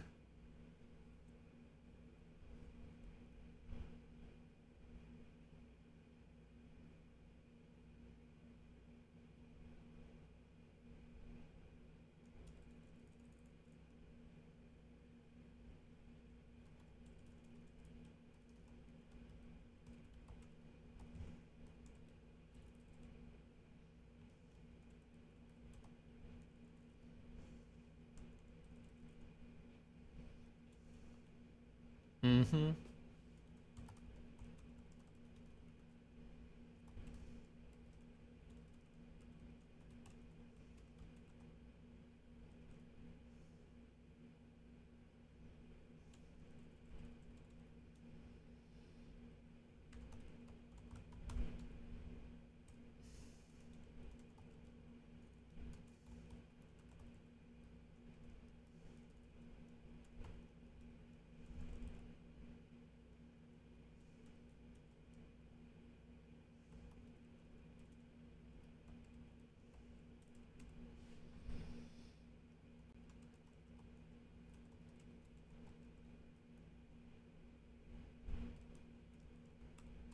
Tinkerton Font stood at the center. Okay. As if in answer, moonlight broke through the fog and illuminated El Shalah's contemptuous scowl. Around her, Hawker's hoop shone silver. Rain pooled on the empty tables. The stalls were all locked up for the night.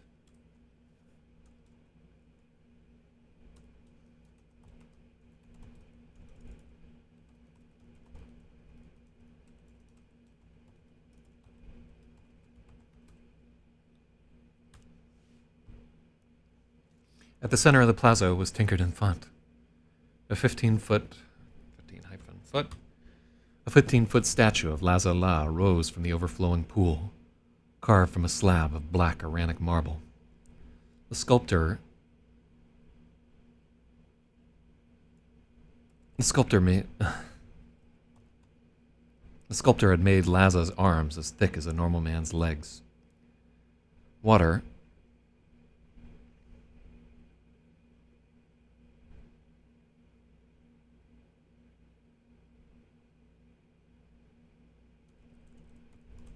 Water leapt in streams from the strike of his ebon hammer against an alabaster anvil.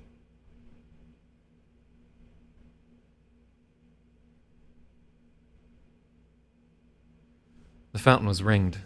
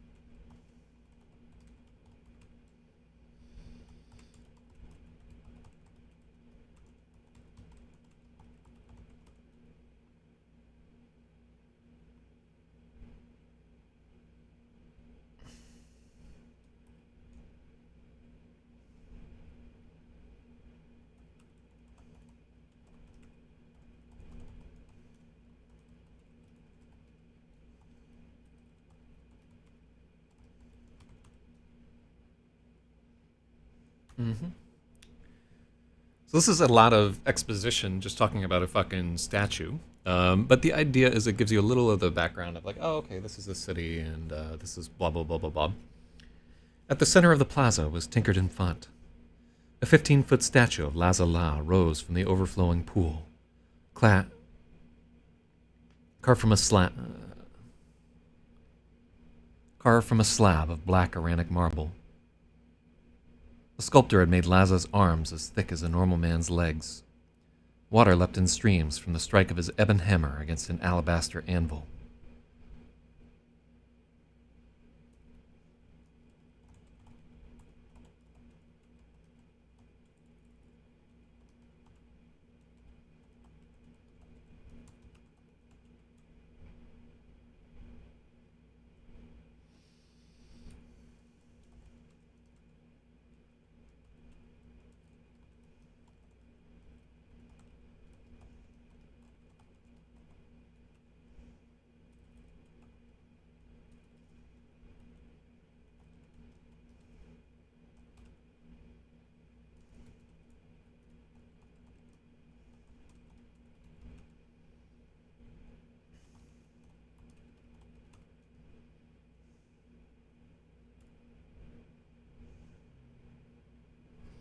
There was a tall fence of rusting wrought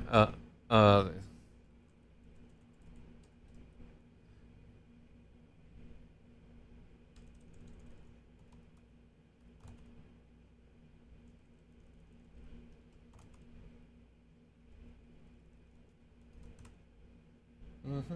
Super early, haven't slept yet, heading to bed. Have a great night or day. Oh, yeah, the day's just begun for me. Yeah, I'll be doing interviews in the park a little bit later.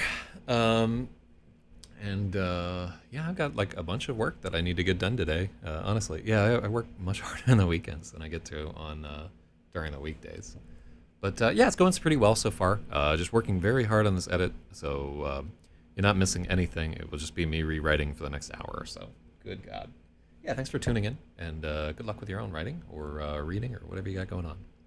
Penis pump.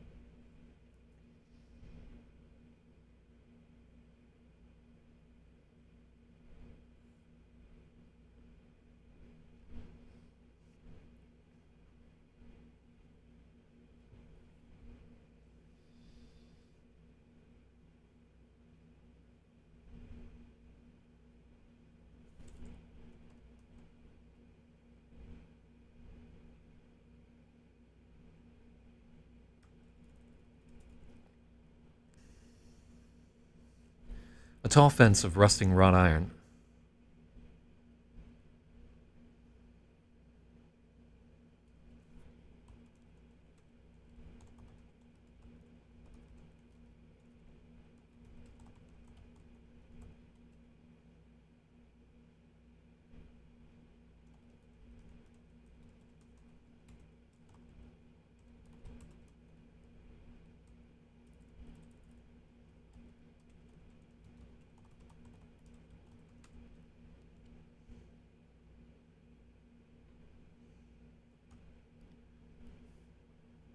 Mm-hmm. Yeah, yeah, fairly well.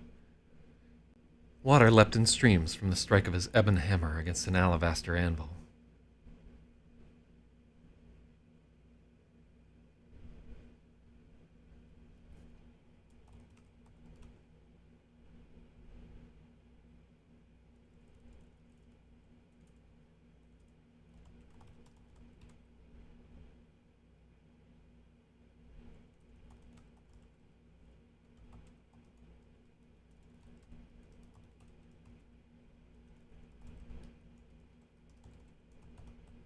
Water leapt in streams where his ebon hammer smashed the alabaster anvil. I like that active smash thing.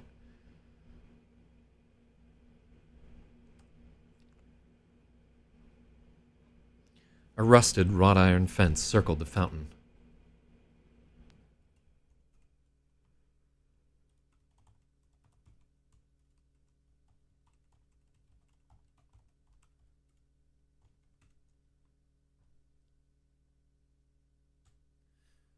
A rusted wrought iron fence circled the fountain with wicked spikes to keep the drunks out.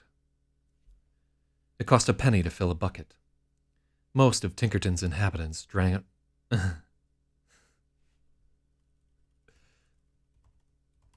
Most of Tinkerton's denizens drank from the harbor instead. Even if it made them forgetful, it was free.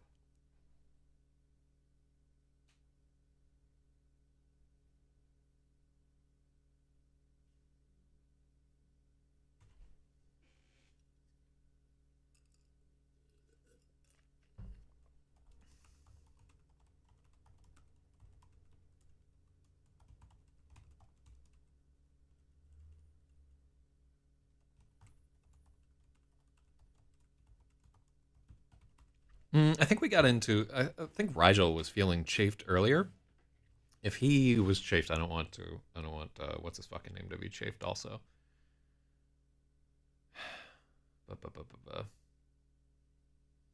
Oh yeah, that's right. The burnt part of his neck fucking was chafed. So let's check that out. You know, we don't want the whole story to just be fucking chafing. Nobody likes thinking about chafing. Ugh. Summer coming on. Ugh.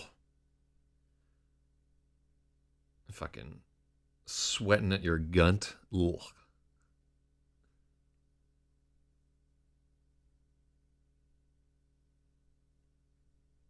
This is so much fucking better. Really and truly.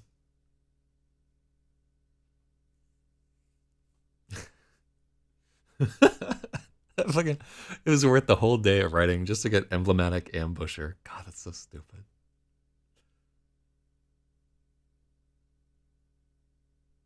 Let me see. What does Sweetwater want me to buy as a Father's Day gift? Well, thanks for reminding me. It's fucking going on. All right. What do they think is a good gift for your gay dad? A musician's smartwatch?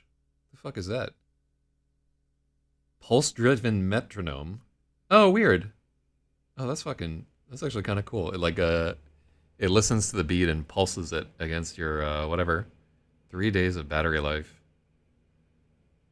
Huh. This is how advertising works, by the way. They want guitar strings? Come on. How the fuck are you going to get somebody that? An MPK Mini, a tom rack, an AT2020, which is a woman's microphone, by the way. The AT2020 is for women's voices. They got a set of HD 280s. And the Modal Sculpt, which most people have told me they regret buying for the most part. All right, Dad deserves the best. So what's their price range here? From a musician's smartwatch. I don't wear watches, so it'd be useless for me. Sounds cool, though. I like the thought of a metronome that pulses against your wrist. That's actually kind of cool. Huh, a neat idea. I bet it sucks, but man, it would be kind of cool. I'm like at the stage now of learning piano where I should be practicing with the metronome every day. But I don't know, because I'm a lazy fucker. I'll do that. Let me just set up the fucking piano software after this thing, because I really do need to get some practice in. I have not practiced in like 3 months, and it's making me sad. It's like building up at the back of my mind, like this sadness that I have not done this goal that I set out for myself in November, and it's fucking June, and I'm barely anywhere. So yeah, I got to work on it. just so many goals. You know, like I have so many things that I want to do, and you can't do them all, but I keep trying anyway. That's been my entire life. Um, but you know, as long as you keep working and get something done.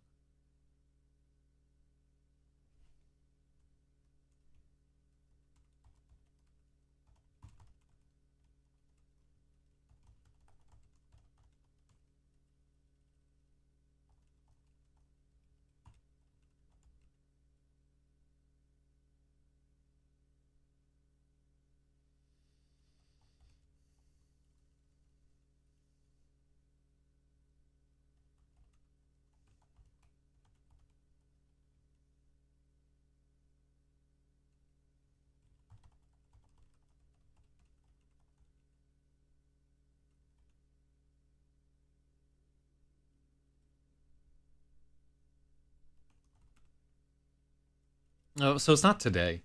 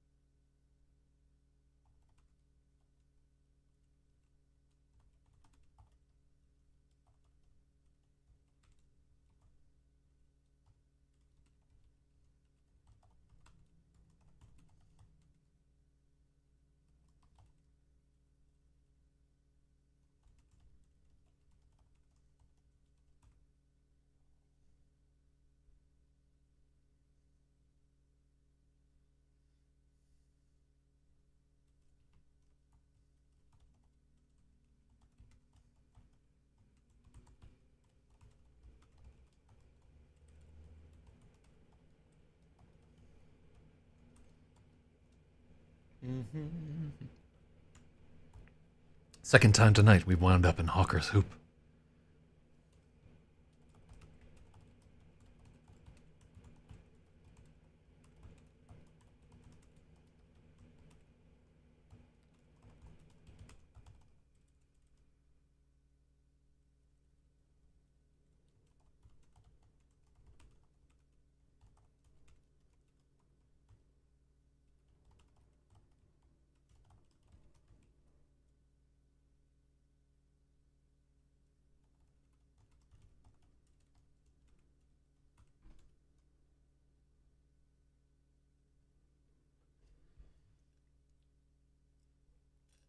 All right, I'm gonna continue because I want to finish this chapter. I'll be back in like 2 seconds, more like 15 seconds.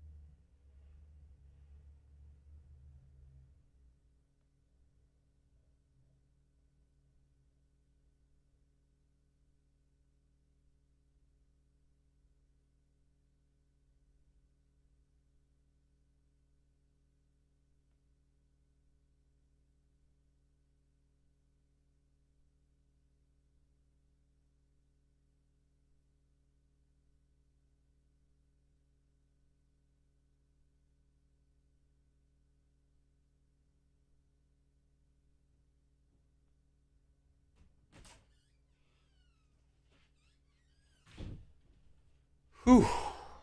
Good God Almighty. Feeling like that dog.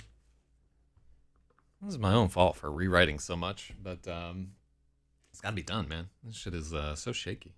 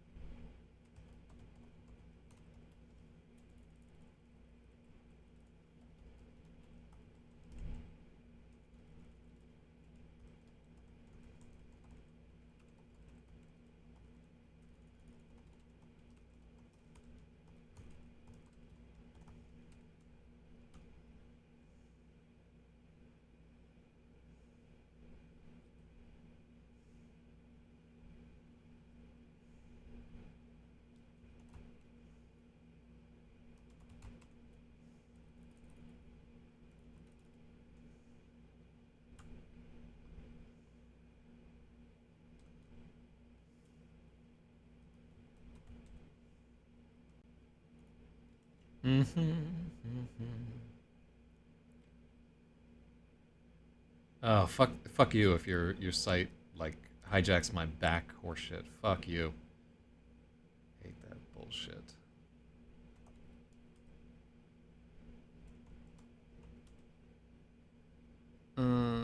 Groused.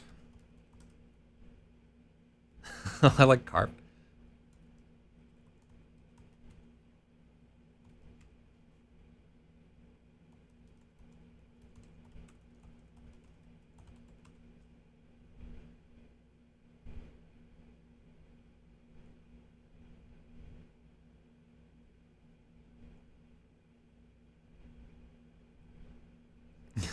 I like carped as a verb. I think that's great.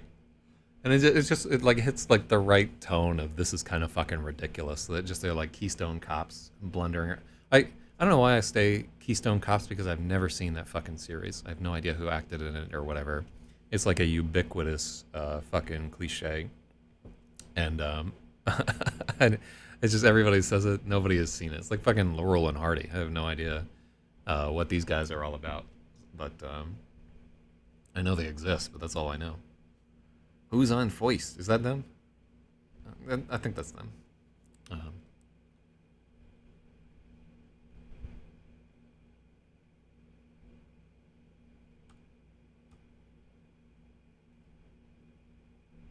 Certainly. I'll just conjure up a great ball of flame.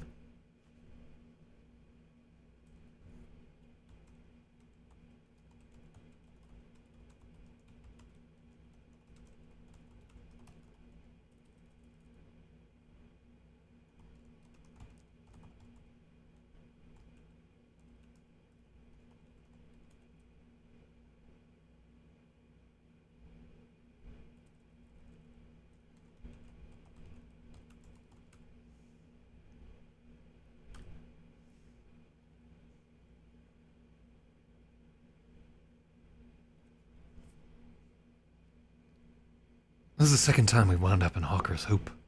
Can't you call up a light? Or scry him out somehow? Rival carped. Certainly. I'll just conjure up a great big ball of flame to light our way. Then, we'll beat on it.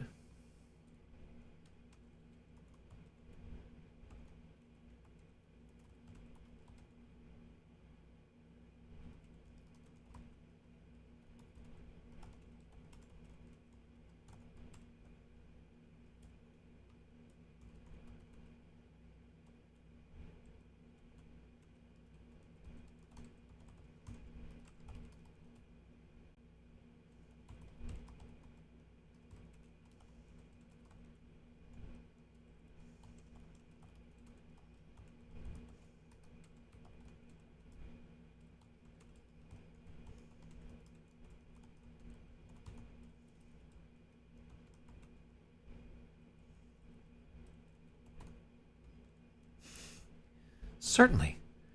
I'll just conjure up a great big ball of flame to light our way. Then, we can knock on every door we pass and announce that I am a witch.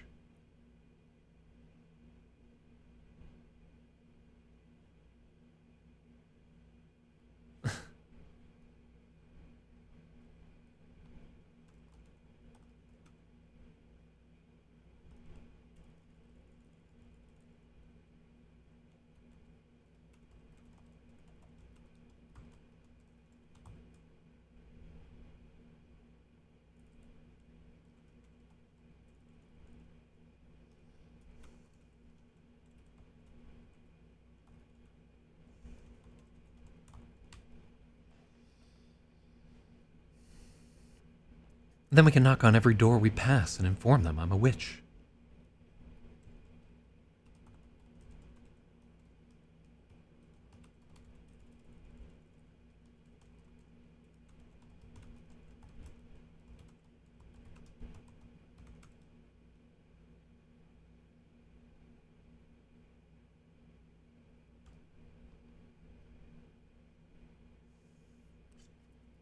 Certainly. I'll just conjure up a great big ball of flame to light our way. Then we can knock on every door we pass and inform them I'm a witch. We should be seized and burned at the stake before sunrise. Then we can put this whole thief business behind us. Brilliant as always, rebel.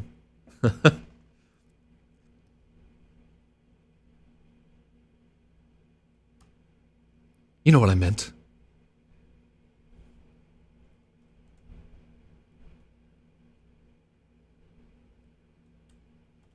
Can't you just scry him out? Do you ever think?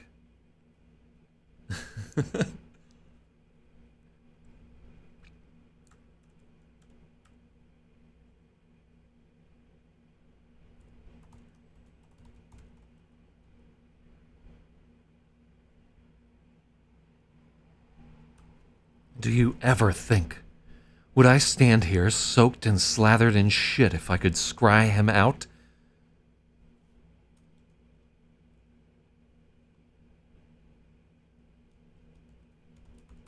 Idiot.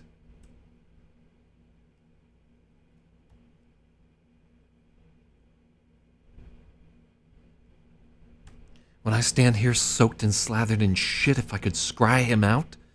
Idiot. Elle's voice was hot with temper.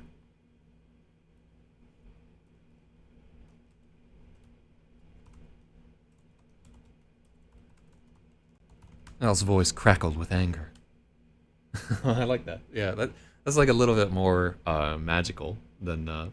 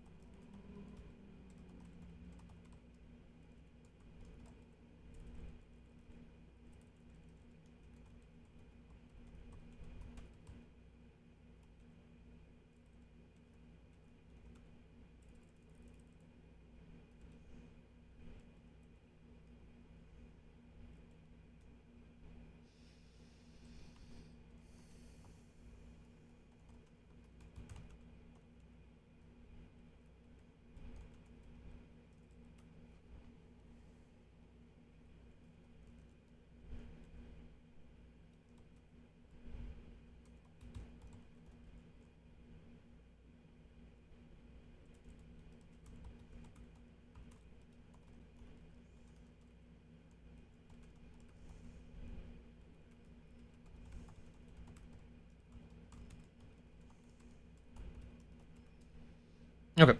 So earlier, somebody asked what POV this chapter is, and it's actually in Rebels.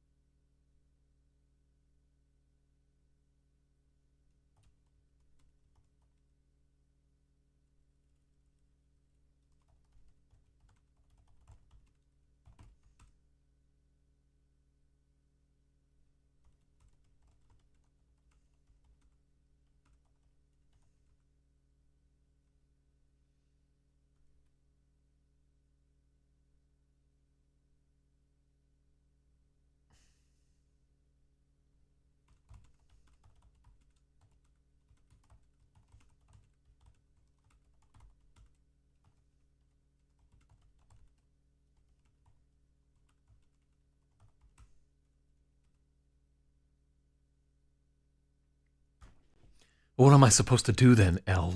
Revel shouted back. The fog closed in again and seemed to swallow his voice. As the moonlight faded, fear crept in.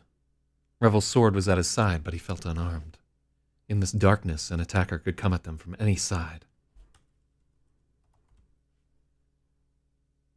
In this darkness, an attacker could come at them from any angle.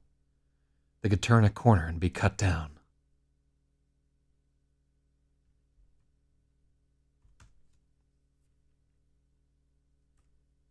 He'd nearly been vanquished by a street sign. Nothing. Absolutely nothing, Rebel. We're going to give up and go home. If we can even find our way back.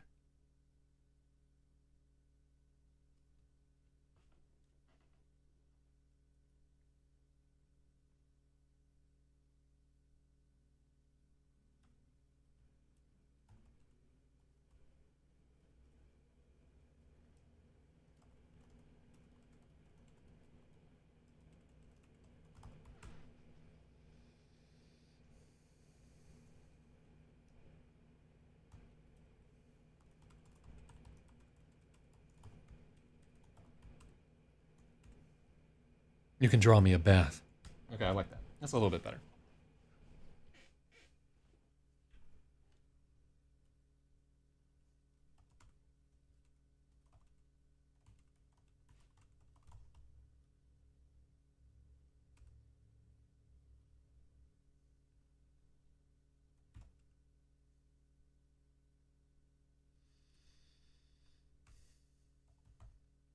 We're going to give up and go home. If we can even find our way back.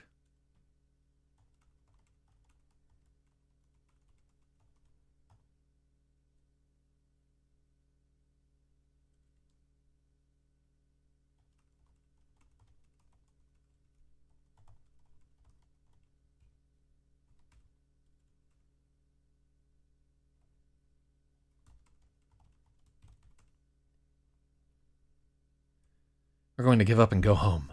I want you to draw me a bath the instant we're...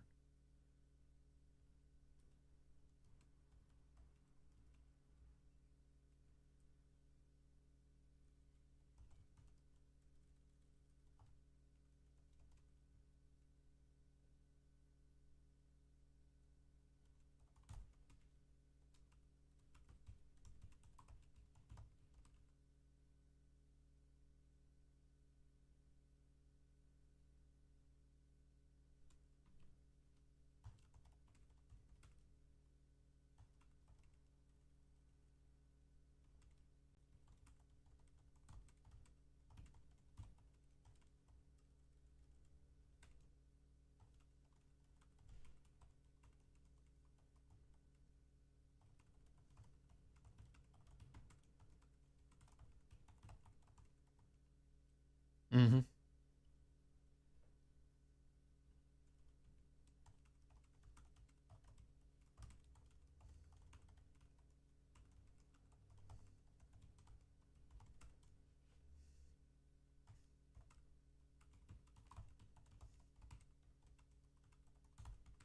If we can even find our way back.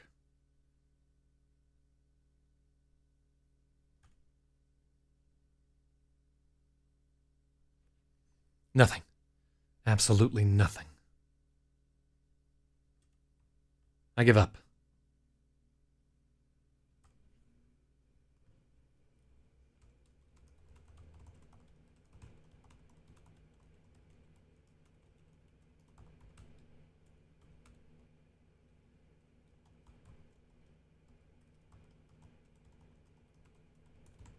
I'm through with this farce.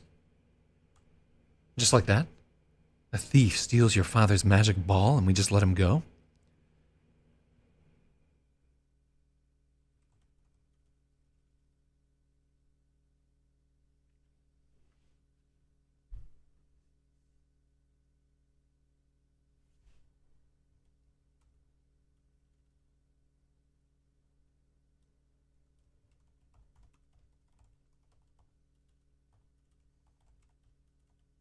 We aren't letting anything go.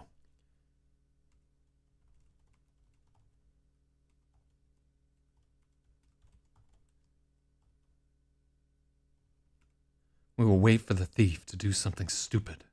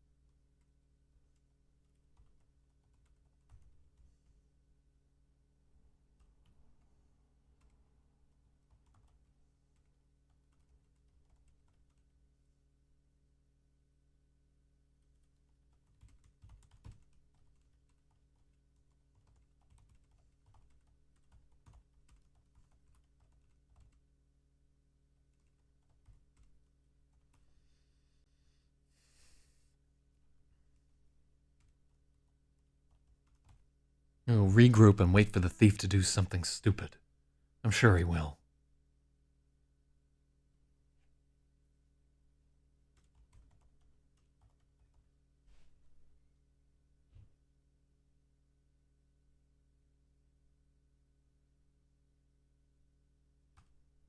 You're welcome to do your waiting here in the muck.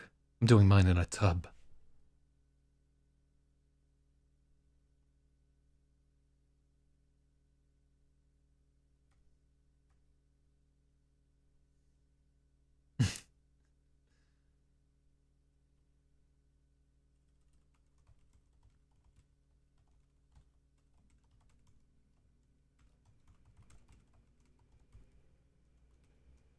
I'll be in a tub.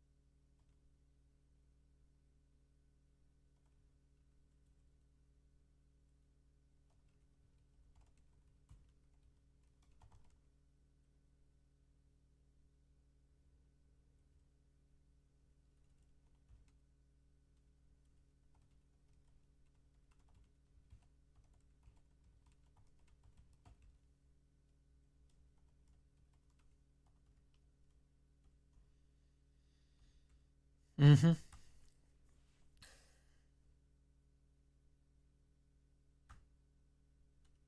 Okay, and so that was function command shift enter. No, function command enter. There we go. Yeah, I swear to God, I'm not going to remember that tomorrow.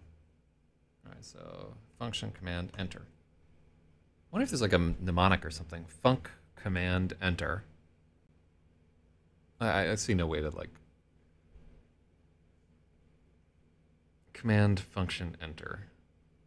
Command function enter. I wonder if it's if right command enter will do it. Nope. Fuck you, Mac. Like, you can't even redefine those keyboard shortcuts, by the way. That's how garbage their operating system is. Gay. And so let me update this because this is 1.5.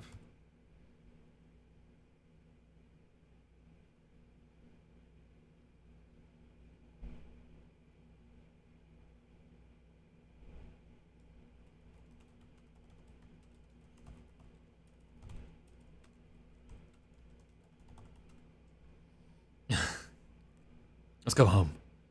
You can draw me a bath. I'm done with this farce.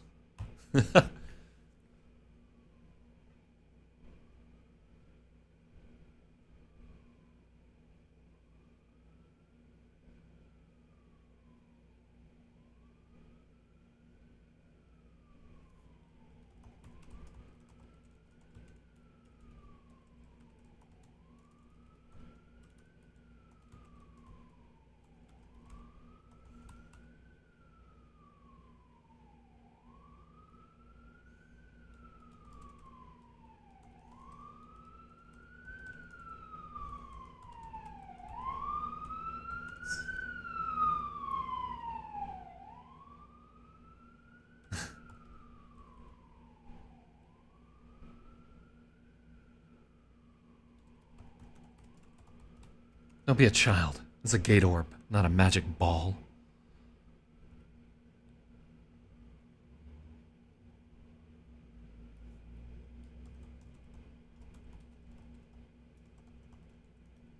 I'm not letting anything go. We will regroup and wait for the thief to do something stupid. You can wait here in the muck if you want. I'll be in a tub. I like that. El Shalah turned and squelched off into the darkness. Revel scurried after her.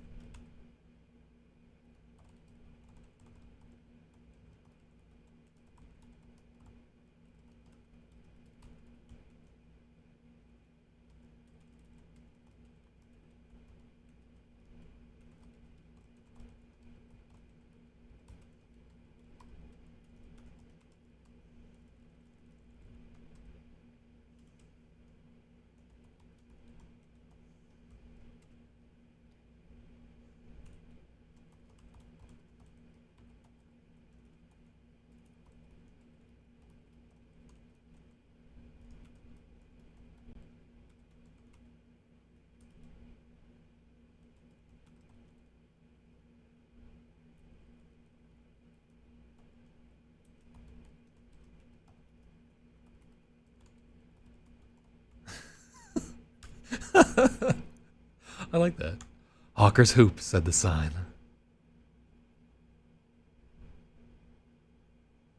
I see.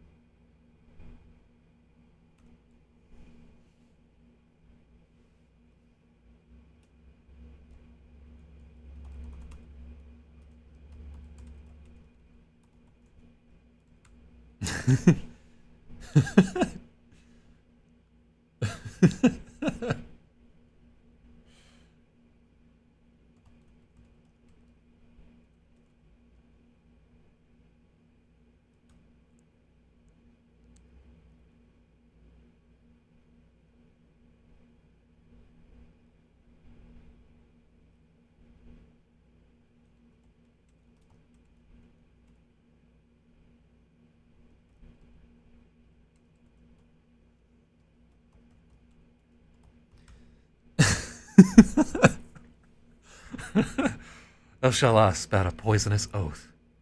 They'd wandered in a circle again.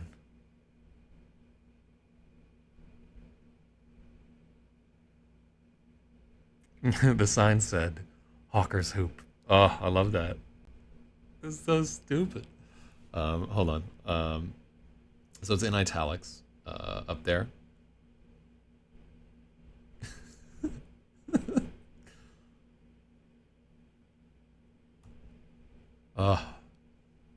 It's not quite right. I feel like not 100% at the mark, but that's about all I can do for the day right there. All right, so we finished. In 9 days, we're through 24 pages. So we're edging closer to 3 pages a day, which is still awful. Okay, so after today, starting tomorrow, we have to go back 160,000 words. God. And we're We're through. What are you even through right here? I'll kill him. So just for logic's sake, we'll go through chapter 1.4. Very short chapter, just like 3 pages. But I feel like it's immeasurably better. I like the dynamic between the two of them a lot better.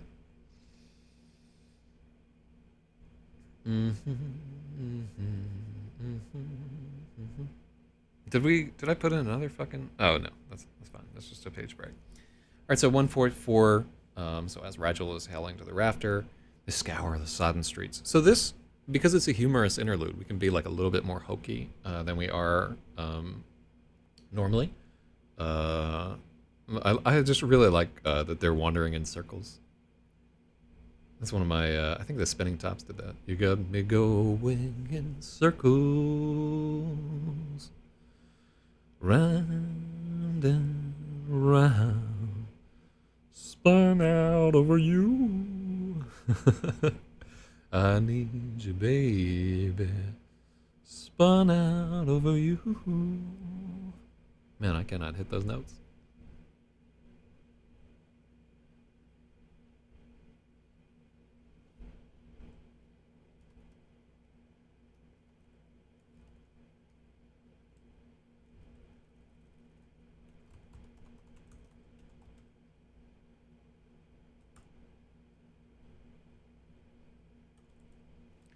Don't be a child, and don't call the gate orb a magic ball. I'm not letting anything go. We will regroup and wait for the thief to do something stupid. I'm sure it won't be long. You can wait here in the muck if you want.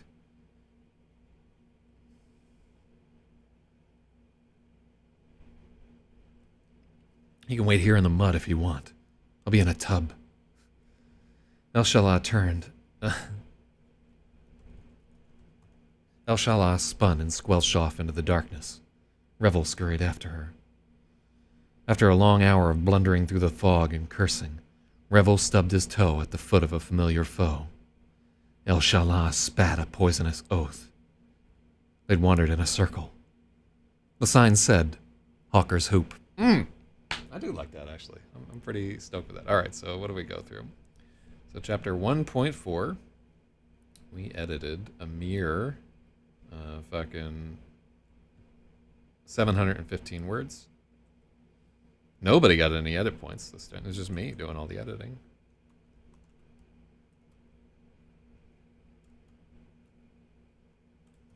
Say. Yes, I can't even get day right here. So...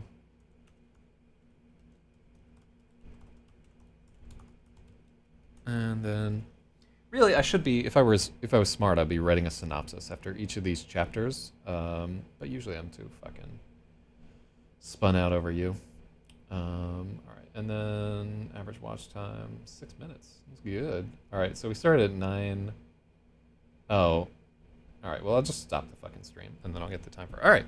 Well, thank you to people who watch this post haste or post mortem or after the fucking fact. I need to get ahead of myself right here. And tomorrow we will start working on Gravid once again. Everybody have a good day. Enjoy your Saturday. Real talk.